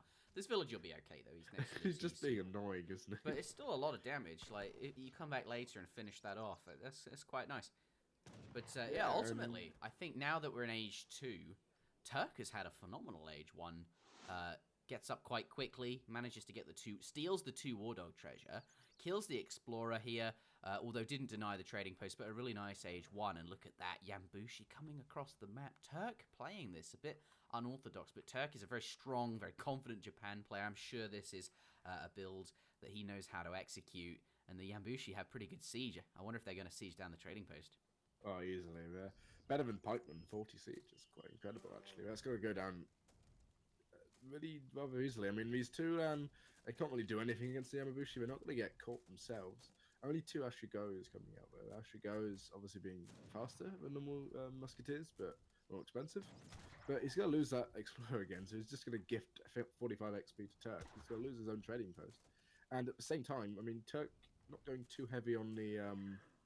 Expos coming out, doesn't get the snare, but crossbows do get a volley off, and that's what he's going to need. And does get another volley off, so all of that XP, or pardon me, HP on the Explorer that he lost, does get that back, but does lose his TP. The clubs coming in and paying off big time, and it's looking like Turk is in a great position, and he's not committed to something super aggressive either. Yes, he started clubs, but look at that. Behind it, following up with 600 wood for the shrines, which he's dotting around the map. Indeed, his market upgrades, or at least the first one there, and here comes the civil servants as well, and 4 villagers after that. So in a quite nice position economically. Very, very even villager pop, and if we click the button, Turk is actually ahead by a couple of villagers. Yeah, and he's also getting those nice accuser lanterns, which is 15% if you add on from the cherry baskets onto cherry orchards, which is nice. So these villagers aren't really that bad at the moment. He's got a decent amount of Ashigos. There's a number of Ulan going around trying to find these explorers building the shrines. But at the same time, he's got these clubs... in the middle of the map here. Crossbows and... No, neither wants to... Okay, does fight. Nicely done. Crossbows do get to kill one off, and in exchange, only a few damages on that crossbow. Ulans, did they find anything? Doesn't look like it. No, they're just trying to scout for the explorers, and although Japan having 2 explorers, Here we go yeah, again. it doesn't matter if one of them dies. But it's more Ashugo who, and Ashugo obviously normally you can cut musketeers incredibly easily. He's going to bring the explorer into to snare, but that explorer is going to go down. Gift him another 45 XP. Seems like that's all he's doing this game. And these clubs at the top are going to take down the Ulans. Oh, sorry, I was paying attention to something else. Yeah, the clubs have done their business, right? They came in, killed the trading post, and sort of now have been relegated to... Oh, and the Ashies are going to get the... Yeah, going to pick them up from LordRaphael. He does get age up, though, which is quite nice. That's true, he is in the Fortress Age. And we're going to have to expect war wagons in queue, yeah, war wagons in queue. But obviously Japan can get Yumis out. Did he just send a military rickshaw? Oh, he got it from the consulate. There's a 100 export, you get a military rickshaw. So, and the daimyo's out. So the daimyo obviously giving, I think it's over 10 or 15% attack to units, which is quite nice. So yeah, he's just going to scout around. He's going to be able to make, what are the Japanese horses called again? I've completely forgotten. Yambusame? Naginata? No, Naginata riders, there you go. And obviously, Ashigo and Naginata is a strong composition. Yep. Gotta love those clubs. They were so good. They kill the trading post, and then they sort of go on defense duty almost, and just sort of zone off any cavalry trying to zerg down the explorers and the such. But yeah, LordRaphael now up into the Fortress Age, and his first shipment will be arriving quite shortly. He has trained 5 war wagons, and they do find themselves an explorer there who will use the poof ability, but not before he takes a short volley. Picks up his explorer with the war wagons, and first shipment will be 3 war wagons, plus the 3 Ulan that you get for free. So really, really quite war wagon heavy at the moment. Yeah, and obviously war wagons against Asian Japan isn't too bad, because you can just kite them. But if you can catch them with your Naginatas, especially with Yumi in the back here, Yumi getting produced. And I wouldn't be surprised if Turk's up to something like ship Yumi now. He just shipped Coin actually, so Coin is for Naginatas. He gets a batch of 5 out, which is nice. But he's just going to push forward. But look how many Ashies he's got, and Ashies again don't fare too badly against war wagons themselves. Yeah. What? I wonder why he's gone so war wagon heavy then. It seems like. Because if you can kill the Nagis, it's really easy just to kite back, even though the Ashies have more speed. But he's just going to push forward, and these skirmishes. Skirmishes, yeah, just going to go down. That's not good. Poor skirmies. They are not looking too good with all that cav there, as well as the daimyo. But at least I guess. Oh, hello there. Raptiformica has just subscribed to ESOC. Thank you very much. Is it quite loud? No, it seems reasonable. Oh, okay. Surprising, Kazu was complaining the other day, but too loud. That's been changed down. But yeah, all these Ulans are just dying for nothing. He hasn't got a single kill on the villagers, I don't think. Oh no, he's got 2 villagers, but just look how many units Raphael's lost in comparison. And Turk can basically just, I think, just click on his base now, can't he? Yeah, Turk's looking pretty good. The war wagons were running him ragged at home, though, but I guess he just doesn't care. He's just going to come forward with his military units, of which are actually quite siegey because of the clubs mixed in and having lots of Ashies there as well. What do you think he's going to siege down? It's not the TC. What is he looking for out here? He's just sort of... He's just looking for a hunt, isn't he? He's looking... I mean, oh, right, they're all in the back. Coming out, which is nice. And 5 Ashi coming out at the... war wagons are going to catch the Nagis, though. Does get a volley off. Yeah, but if he gets caught by anything here, I mean, again, he could just run around Raphael's base, and Raphael doesn't have a huge amount of hunt here. He has to go up to the top right, but the hunt is just it's taken by the shrines. So what can he do? He has to siege the land, but he's going to get seen. Yeah, and he can just get pushed off of it easily. There are 2 hunts there for him to gather, so at least he can gather those whilst the units come to destroy it. But you are absolutely right. He's not going to be able to destroy it because the unit's just going to go right there. And those Ulan's going to get caught as well. This could be the first game that Raphael is going to drop here. Unless... I mean, he does have a lot of war wagons, and there are some skirmishes out here as well. But Yambusame coming forward. Pardon me, the clubman, not the Yambu. Yambushi, I suppose they start with a Y, are going to come forward, try and get some damage onto those war wagons. There are a few in the back. The Ashigar is walking forward using that speed, keeping up with the skirmishers, going to kite forward.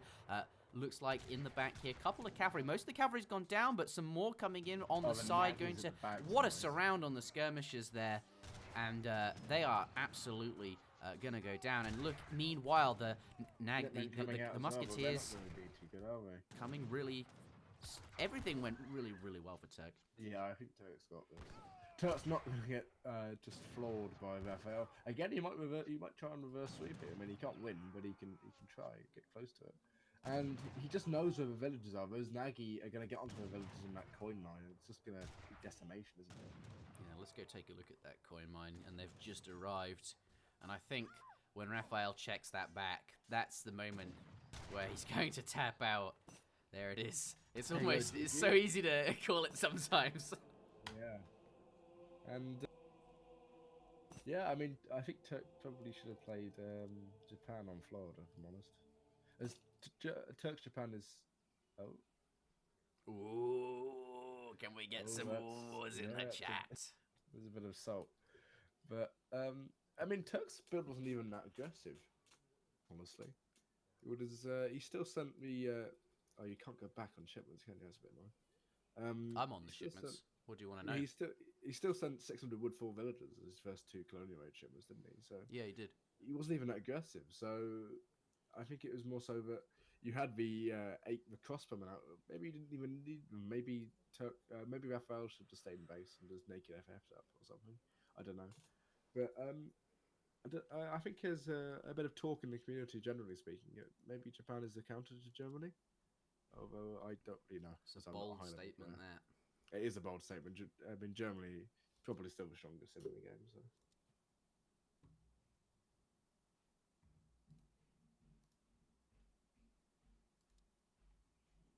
Shall we get into the next game, though? Of course we can. I'm going to try and find this comment about German so I can show that I'm not lying.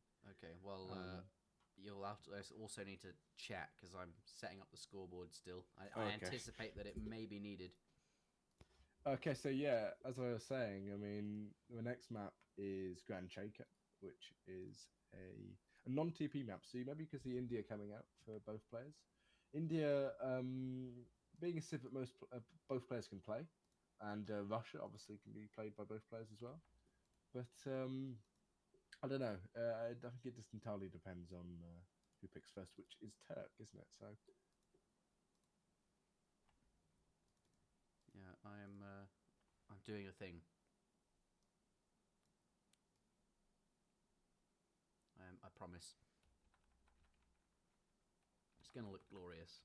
The likes of which have never been seen before on ESOC. Just imagine the chat's reaction to my mediocre. Oh, it's looking so good, man. I'm very, very excited to show this. How do I don't know how I do that. It's ready. It's ready. Okay, I'm coming. I don't know if you can link to a comment on YouTube. I don't know. I don't think you can. Well, I don't think that's functionality they have invented yet. You're ahead of your time in features. There's actually a lot of features as a viewer that are lacking. That for some reason, the mobile app has, and the PC version just doesn't. Being able to rewind 10 seconds or 20 seconds by double tapping your phone screen is actually you can do that. Yeah, but on the PC, why can't I do that? Yeah, you can do it on your PC as well. Oh, it's like a J or something weird. It's a hotkey. What the fuck? So they've YouTube power users have hotkeys that they remember. But, the casuals there's no button in the UI just to go back on 10 seconds. That's absurd. If the hotkey for pausing on YouTube is P. Is it? I thought it was space. It's not space. It's P. It makes absolutely no sense. But it's. I remember when they first introduced spacebar as a feature. That was revolutionary. It was I don't have to grab my mouse and go and find. Was it not a feature at one point? Yeah, at one point it wasn't a feature. There's a lot of cool stuff they've introduced. Yeah, you're a young'un, aren't you? You don't know about like. Yeah, As I'm far as 12 your years kids. old. Yeah. So. Actually, I don't know how old you are. I assume I I'm a just, few years older than you. yeah, you are. Yeah, I thought I so. mean, you can work out how old I am pretty easily. So I could reverse engineer it. Shouldn't have been letting you drink at the New World Championship. yeah, you never checked my ID, so I could have just been like I could have been like 16, just walked in. Oh, that's true, actually. We probably should have checked everyone's ID, actually. Huh. Well, we didn't serve any alcohol, so there is that.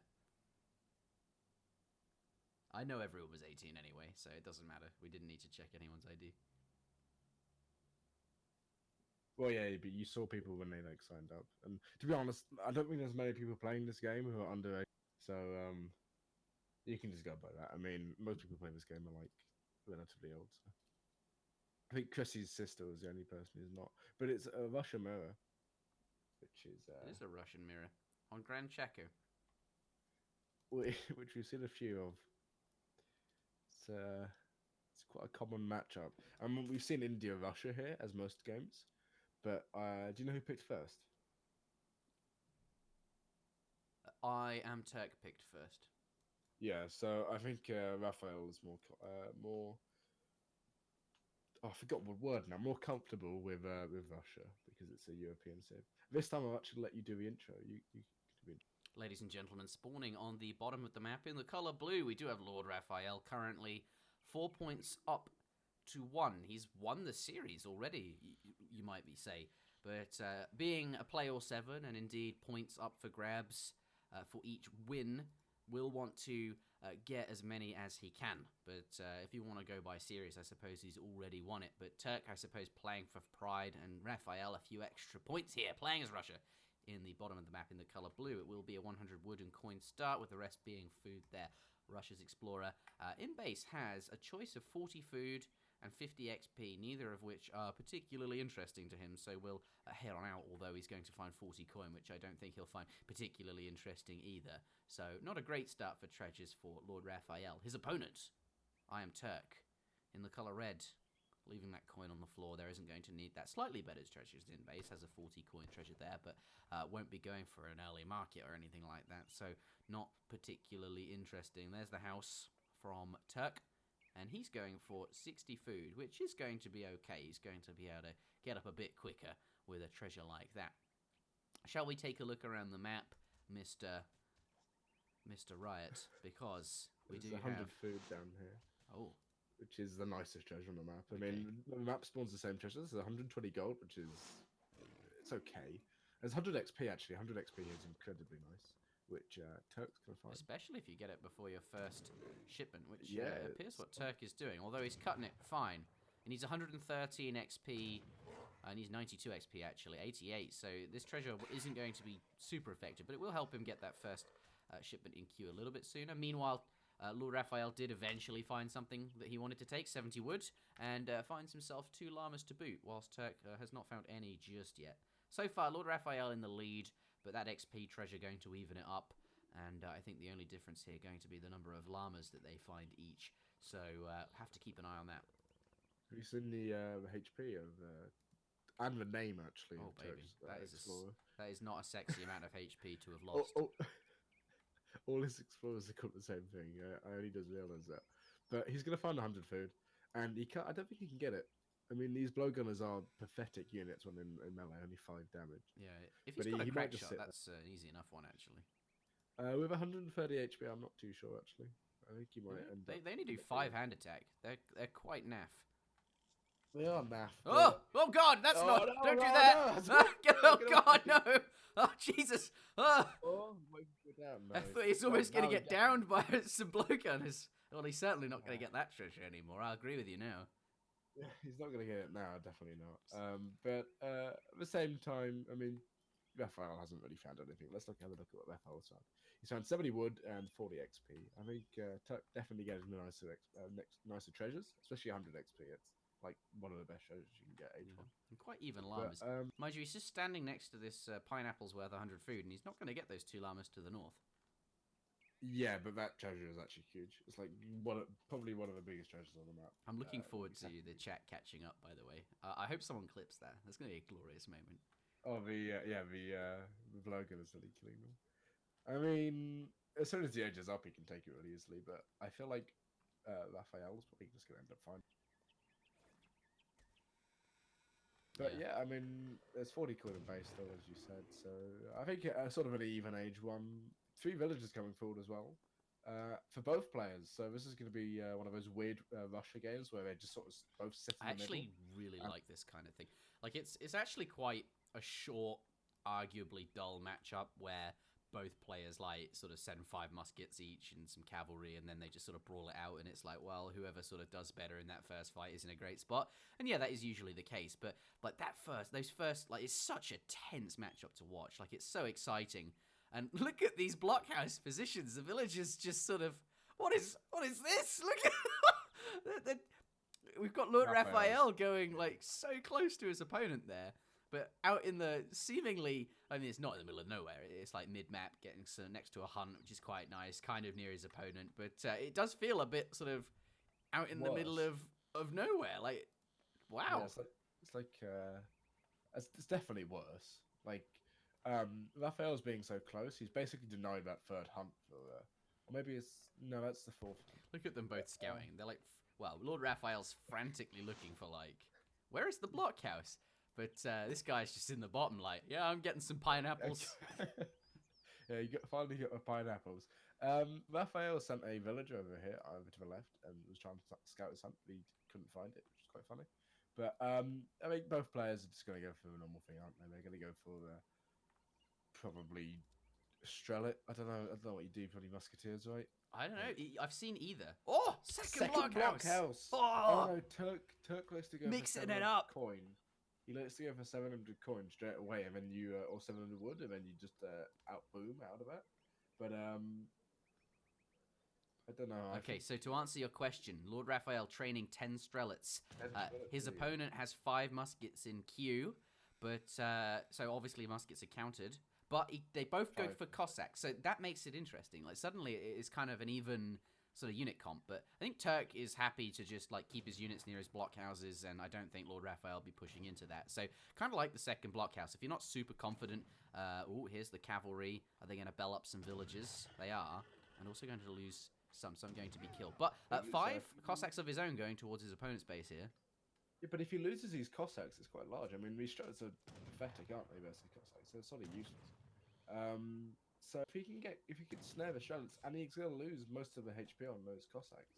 Saying that, Turk's going to lose one of his own, so it's not even that bad. But if Turk can send something like another 4 Cossacks at the same time, he can try and just push all these Strelets off, and it'll be in a nice position. Yeah. This is playing out very differently to how a lot of Russian mirrors play out, where there's just like, you know, a lot of tense fighting around the blockhouse, vying for like those very small advantages that scale. But instead, we're just seeing players walk units into each other's base and bell up villages and just get units shot down. I'm actually feeling pretty good for Turk here. He hasn't lost any villages, but he is losing, you know, gather time. But the advantage he's gaining from this is he's killing quite a lot of the Russian units here, or quite a lot of the Raphael units. So as soon as we have a fight, Raphael's going to have fewer units, and Turk could win that fight quite convincingly.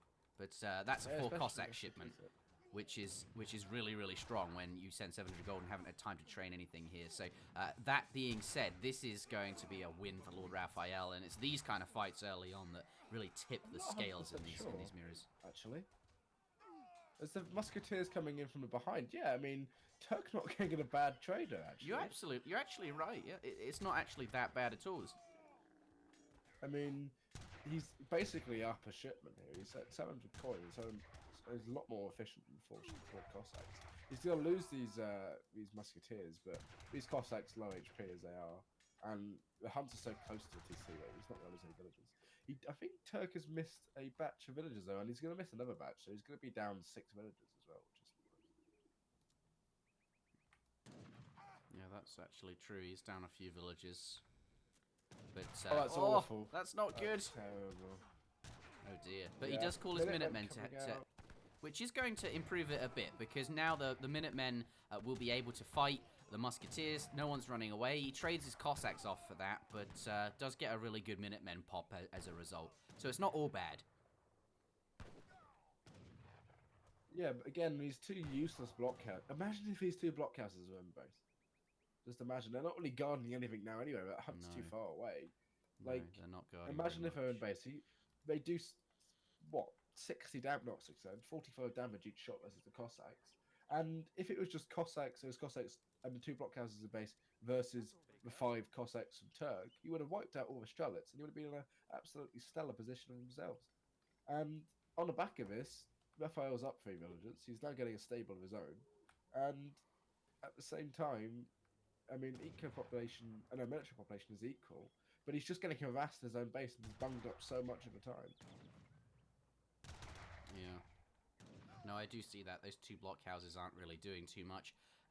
Although, I think what he was hoping for was, you know, that traditional way the Russian mirror plays out, and these two blockhouses would have been really quite good. I wonder if they'll come in useful soon, because look at all the food behind. There's loads of food behind his base, or behind the blockhouses, I should say. So at some point, that's going to be quite valuable. And Lord Raphael is losing a lot of units in the base here, just trying to keep the bills veld up. Yeah, that sounds right. But there's 20 in the TC, so it's totally worth it. Oh, it was me alt-tabbing. That's my mistake. Fool. Oh, it doesn't matter anyway. I took your advice, by the way. I put a sock over my microphone. I mean, there's not been a single bit of topping. It looks quite ridiculous, but... if it works, it works. I mean, a pop filter is like 10p anyway, so it's not that expensive at all. I wonder if I sound more muffled than usual. I'm not sure. Are you still at the studio? No, I'm at my home. Okay. Well, you sound basically perfect. All right. Hopefully your codec hasn't sort of screwed over my voice, because at least when Kaiser's streaming and I'm co-casting, well, like, I sound awful because his audio for some reason just distorts my voice. But that doesn't matter at this point. It's Cossacks gonna come into the Strelets. Yeah. Muskets trying to get forward, but there's not really very many of them. Oh, look at that! More muskets in the bed. Oh, it's enough. Let's go to the military units tab and have a look here. Very even Strelet numbers. Raphael slightly ahead, and has now 4 more Cossacks just being created at the blockhouse. Well, you know where they're being created. All the muskets trading off against those Cossacks. But still, even Strelet numbers. The trouble is those 4 Cossacks are about to enter the fight. And the only advantage Turk has is this TC fire, but I wouldn't call it an advantage with all the vills build up. And yeah, he's not able to train any units, so that's GG. And Lord Raphael will take the 5th game. And that's where your overlay comes in handy. I mean, you can't put 5 on the overlay itself. I just didn't look at the graphs, but I don't think there's much point looking at the graphs. I think, yeah, at the end of the day, if those 2 blockhouses were in base, it would have been quite a different story, really, mate. Raphael pushing and having the blockhouse in the better position at the end of the day sort of saved him. Yeah. Boom, look at that. Oh, and it's a much bigger 5 than the 4. So that indicates how far ahead he is. I should probably make that a bit smaller. There we go. That's still quite big. Damn, I want to see some Craigasms in the chat. That was quite hard to actually pull off without the flow of the commentary. I'm not making it any smaller. That'll do. It looks fine. Shall we? And whilst I was updating that, I was like randomly scrolling around the screen, looking at the very edges of the map as my cursor moves over onto my other monitor. But yeah, ultimately quite a quick game there. We were expecting a quick game, but not as scrappy as I thought it would be. I was expecting like that quite tense and exciting, you know, we've got units fighting under each other's blockhouses, and then every time a batch of 5 units pops, it's like, oh my god, 5 more units, will that be enough? And then the other player pops 5 units, you're like, oh, but now they've got 5 more units. But we didn't see that. It was more like players just fighting under each other's TCs and being annoying to each other, which is different, but not what I was expecting. But game number, oh, the score's not 5-4. The score's, wow. So I made that special overlay. Yeah. And you made it wrong with 5-4. I made the score 5-4 rather than 5-1. So, whoops. Yeah, you might be as good as Prince of Carthage as predict. Have you seen his predictions? Prince of Carthage. He's been predicting every single time for results, and in all honesty, I think he's got like 50% as his. I forgot what the word is now. What? So what you're saying is he could have guessed randomly and had the same outcome. Exactly the same outcome. Yeah, I mean, he might get annoyed with me saying this, but it's just like guessing, isn't it? Like, there's not really much skill in guessing,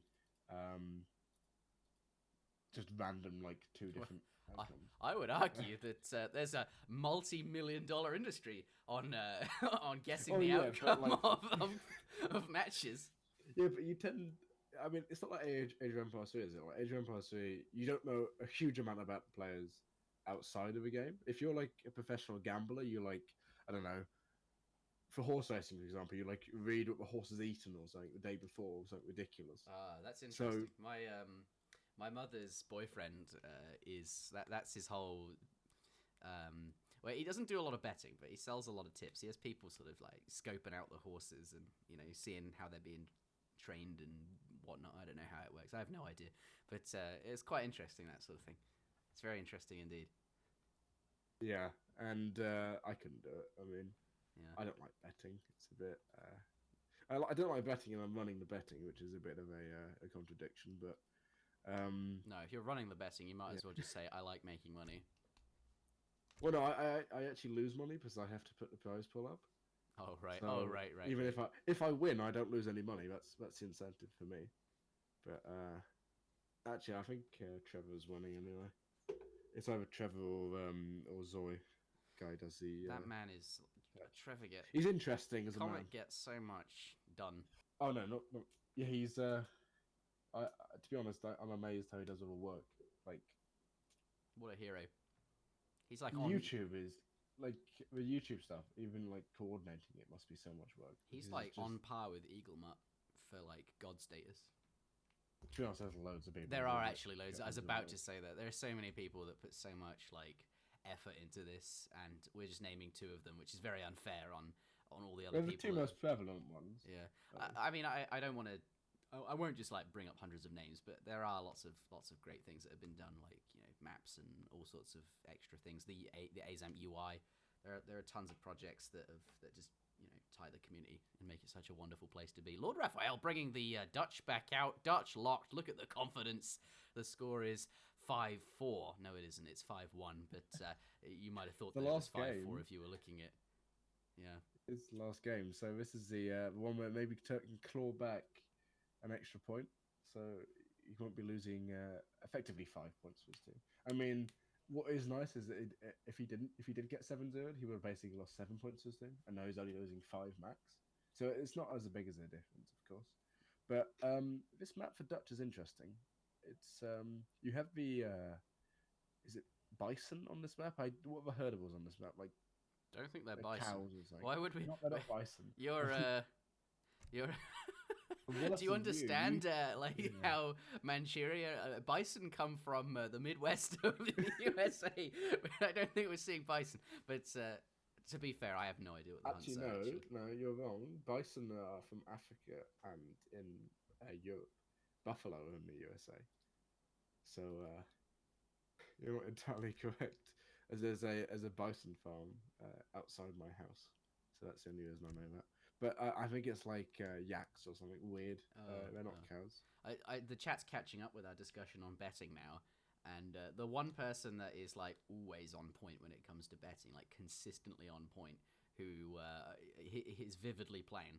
When we did the escape stuff, he was like consistently able to figure out like who would win on those little on-screen betting things. Yeah, I think he's doing it this time as well. I definitely he's nowhere near first, if I'm honest. Think about the ones you guys did, because it was only sort of who won and who lost.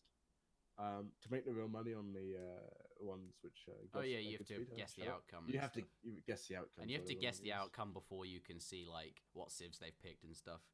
Well, yeah. That's where it's sort of harder. Yeah. I mean, I think an element of it is obviously luck, but to be consistent, you have to be quite clued in on the game, and certain players are obviously more clued in than others. You can just get incredibly lucky and put like 1,000 on someone 5-0 and then just win. Like Nushalbar put 5-0 on himself when he had like 1,000 points and then was first because of it. Oh wow! So Yeah, I'm pleased you can bet on yourself, but you have to. It has to be that you have to win every single game, otherwise you're match fixing, I guess. But well, yeah. You can only put 5-0 on yourself, yeah, or 7-0 now, and you can put yourself winning as well. But you can't put like, oh, I'll win 5-4. Well, 5-4 is not even possible. I'll win 5-2 because then it's just like you could just lose on purpose. 5-4 is possible in the Escape best of nines. Yeah, it is. That is something. I've just realized. That is something I doubt we'll see much of ever again. Best of nines. I think it's a best of 9 for the EPL, not the EPL. Well, yeah. Outside of like tournament grand finals. I mean, just like casual best of nines, like SmackDown. Best of nines are going to go back to being like, grand final sort of. Yeah, but they finally picked a matchup. It looks like we're going to play a Dutch mirror. Yeah, which Raphael's even confused about.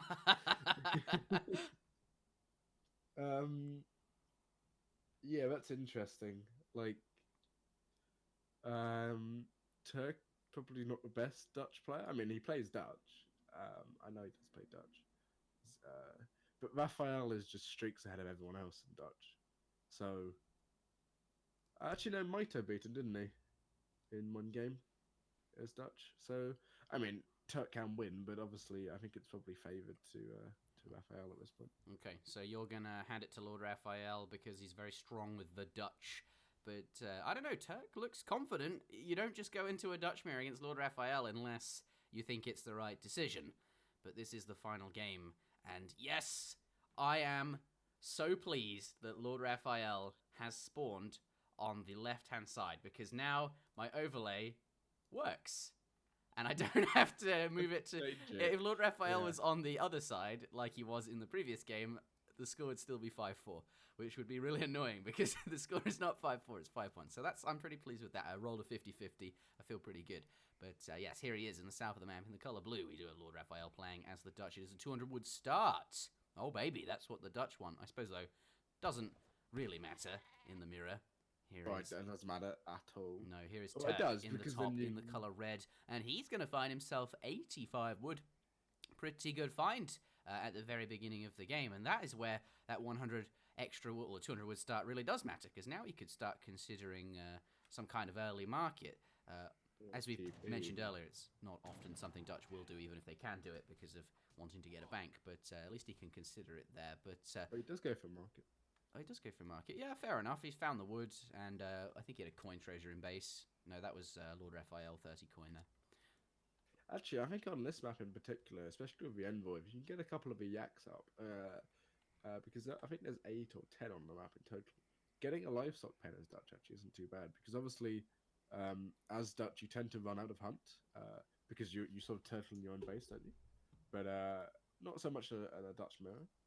But yeah, I mean, I don't know about market. I think maybe it would have been better to go for... Yeah, he could have gone for a TP, couldn't he? Instead, which may have been slightly better than the market, in all honesty. I love how you just contemplate things. It's just like, you go off on these... Yeah, you got to like... it's the early game. Yeah, there's not too much. There's not really much to say about it, is there?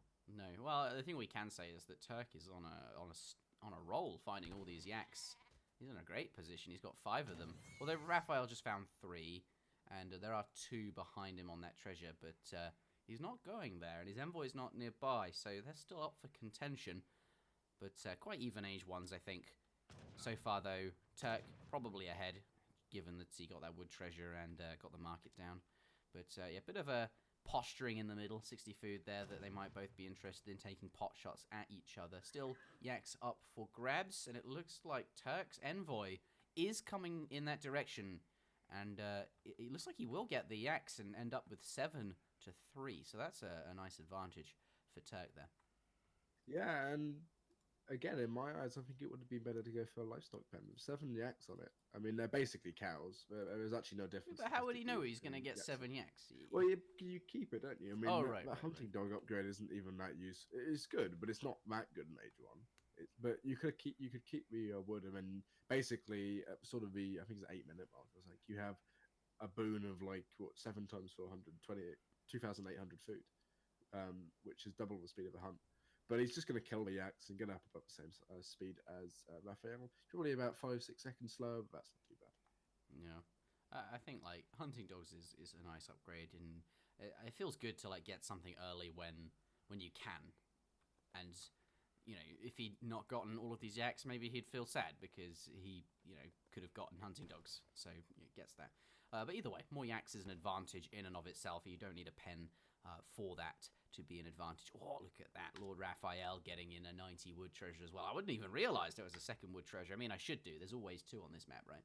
But, There's a third. And is there a third? Oh, wow. 50 wood. 50 wood. Yeah, but that one's not quite so strong, but still, yeah, lots of wood. But There's 150 coin in the middle as well, which is a sort of insane treasure for Dutch. Like, it's incredibly easy to take because it's tigers, so you can just kite them. yeah. So, but yeah, I mean, Some nice Age 1 treasures overall, actually. TP from Turk.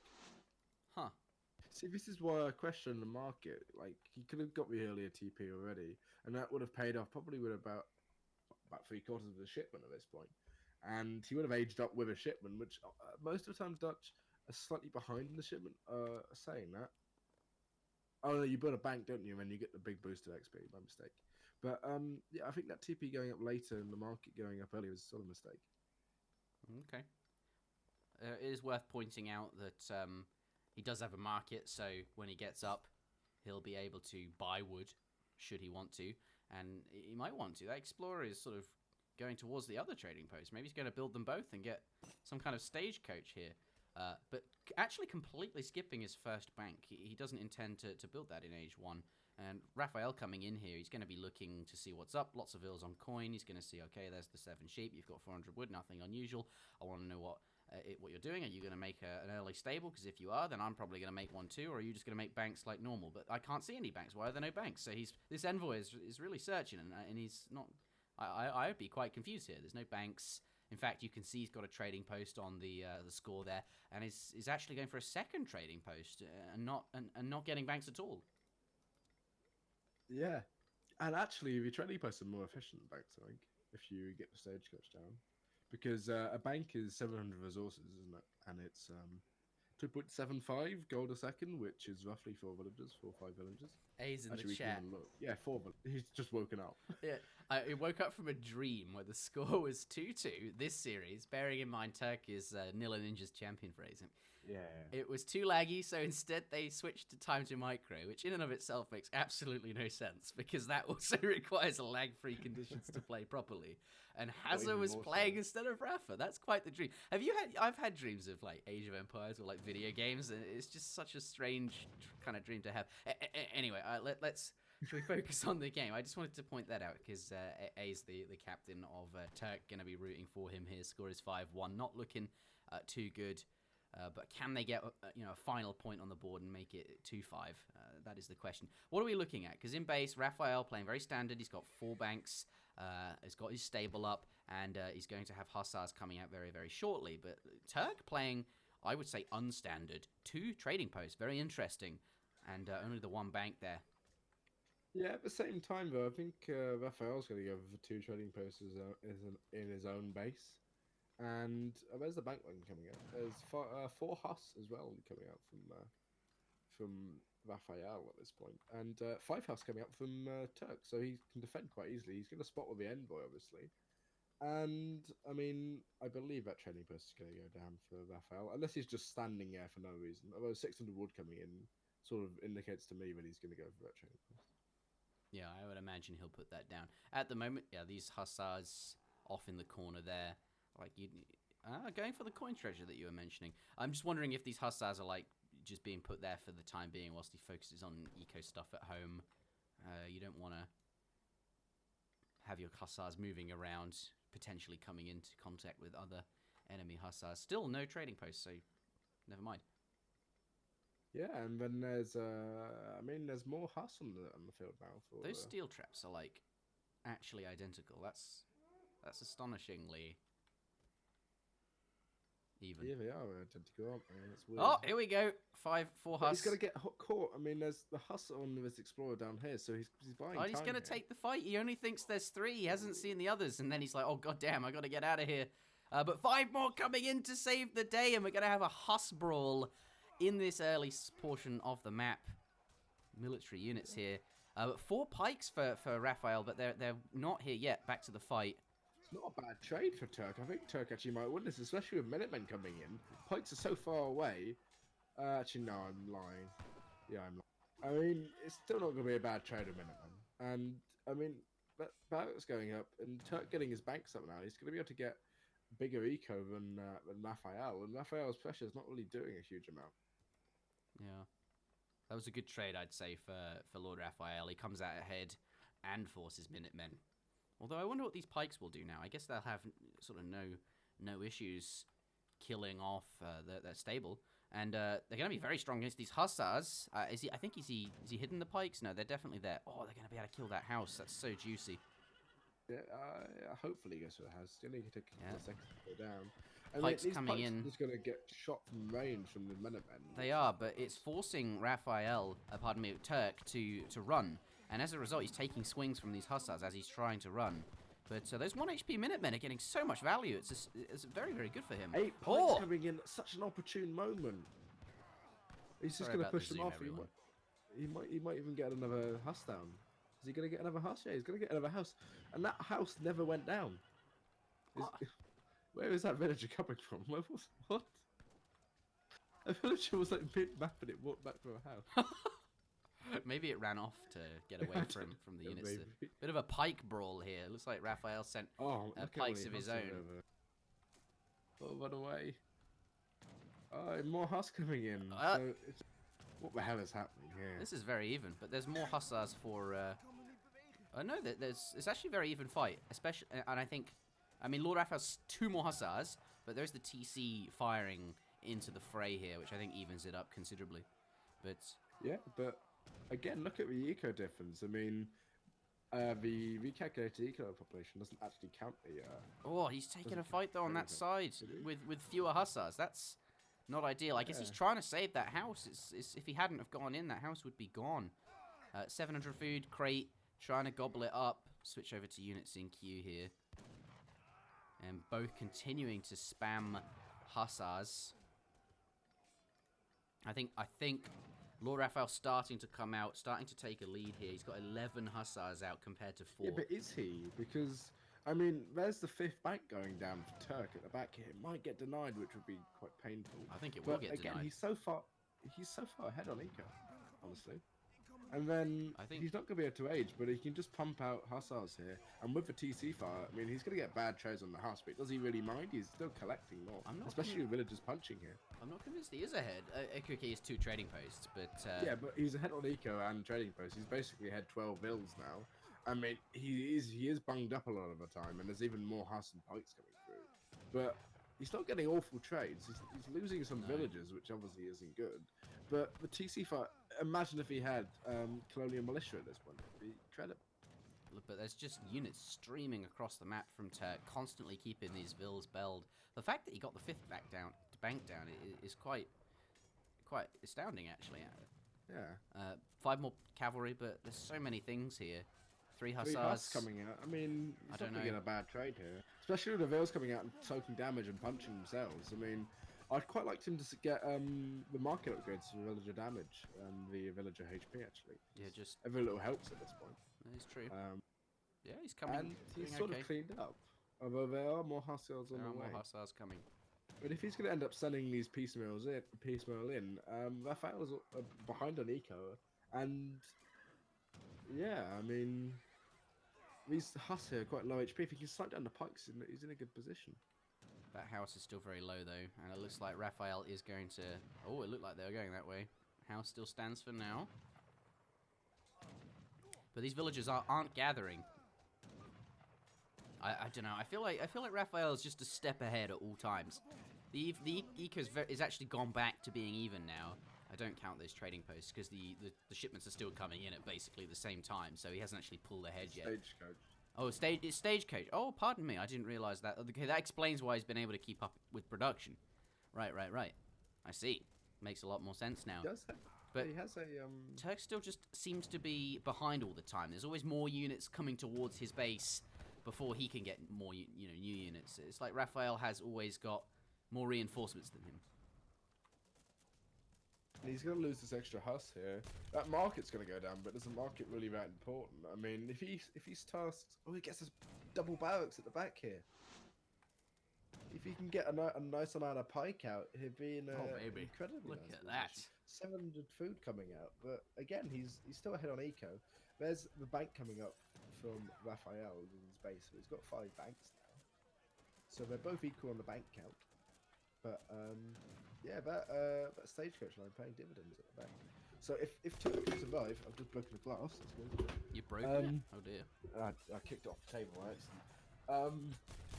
Oh, 2 houses going down at the same time. But looks like Turk has found some villagers, so this is a good opportunity to even out that eco score here. But I don't know how Turk's going to be able to... Look at all that gold he's stacking. He needs to buy some wood, but I don't think he has a market. No, he doesn't. And this is very troubling. He's got lots of resources on the floor as well, which the villagers are trying to get. And the pikes have now returned and going to force Turk off his villages there. And Raphael and Asian as well. Yeah. So he's going to get up and get Reuters and get those powerful skirmishes and he'll be completely fine. Market even going at the back here. He's floating 2,000 gold. Why are these trading posts on gold? They must be on gold. Oh, he's got no housing population, so... Well, there's the fortress age coming in. I mean, he's going to be able to age because of the banks working tirelessly. But, yeah, I don't think it looks too good for Turk.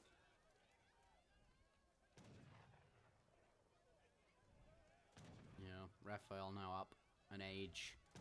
Several villages up and considerably further ahead in terms of military. And we're going to see the first shipments and those... Take a look at units in queue, I'm sure. Yeah, halberdiers coming out. Halb Reuter. What a combo. That's what Lord Raphael is training. Halbs? He's just, he's showing dominance now, isn't he, training Halbs?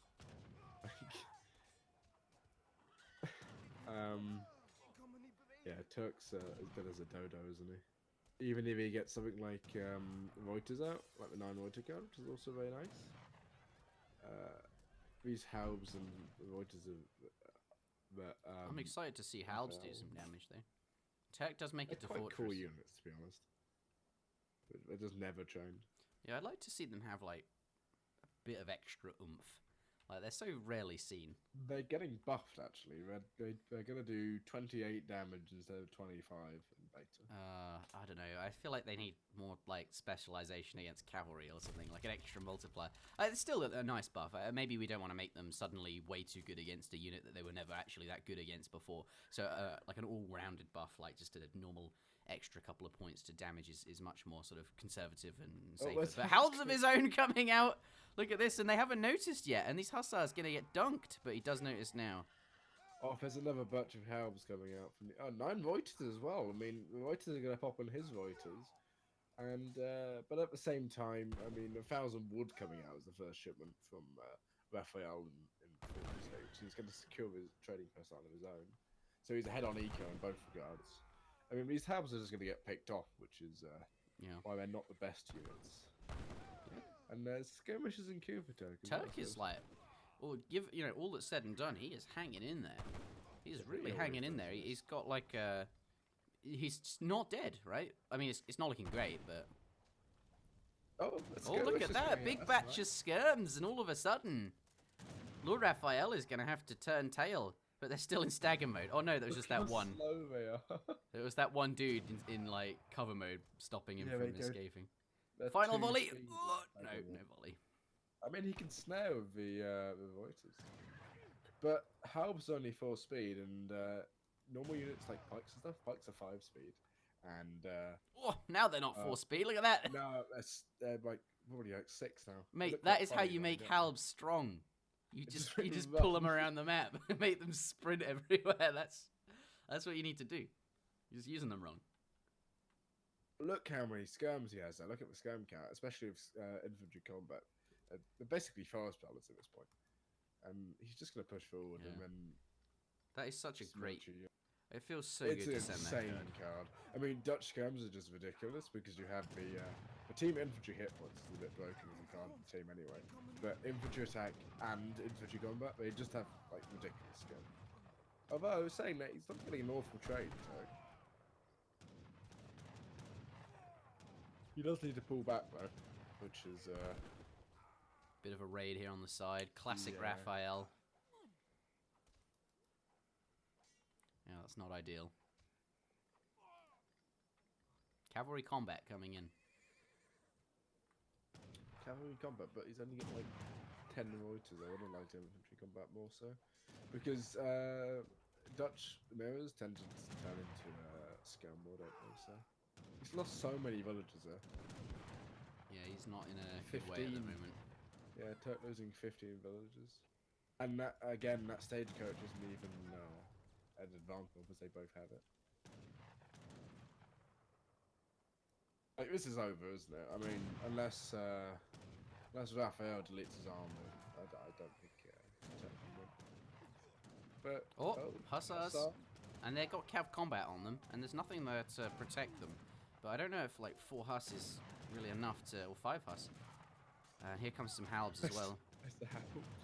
Yeah, This these helps a 32 attack. did a very good job of kiting away from those hussars and using the explorer there, just to make it really awkward. All the Huss go down. What won't be enough. And I think that must have been Turk's final ditch effort to handle the skirmisher count, but he's not going to be able to get another 5 hussars for a while. Yeah, You don't see Q. No, he's got more I mean, coming.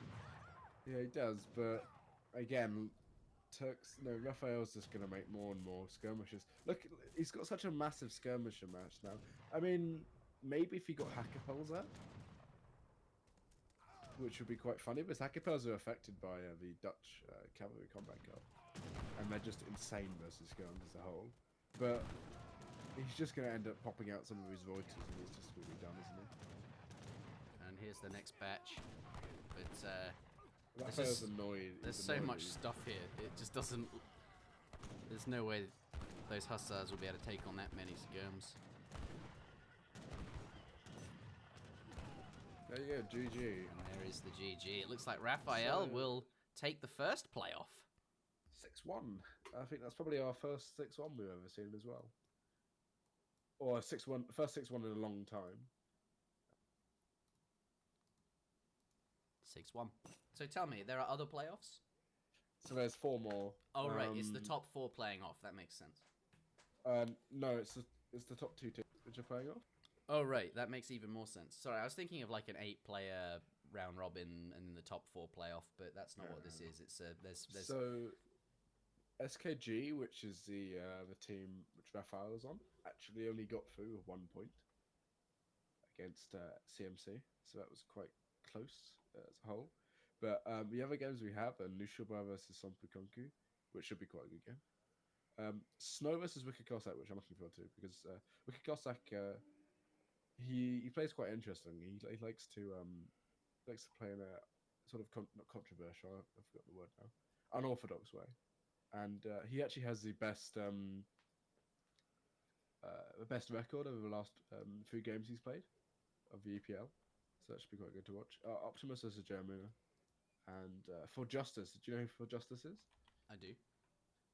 Him versus B Winner. I mean, I think he won 4-1 versus Castet the other day. So again, 4 really good games. I think the next game is what day is it? 29th. The next day is on Sunday. The next game is on Sunday, and there's 2.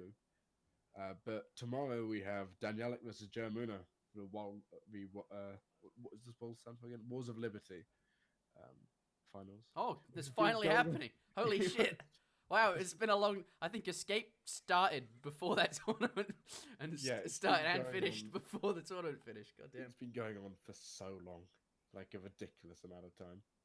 But yeah, I mean, I think that's us done, isn't it now? Yeah, I think so. Cool series. 6-1. We were saying, will there be a 7-0? It was close, but Turk, he's got an honourable point on the board, and I think he'll be pleased it wasn't a clean sweep. That would be quite embarrassing, but a very strong performance from Lord Raphael. Thank you very much for tuning in, everybody.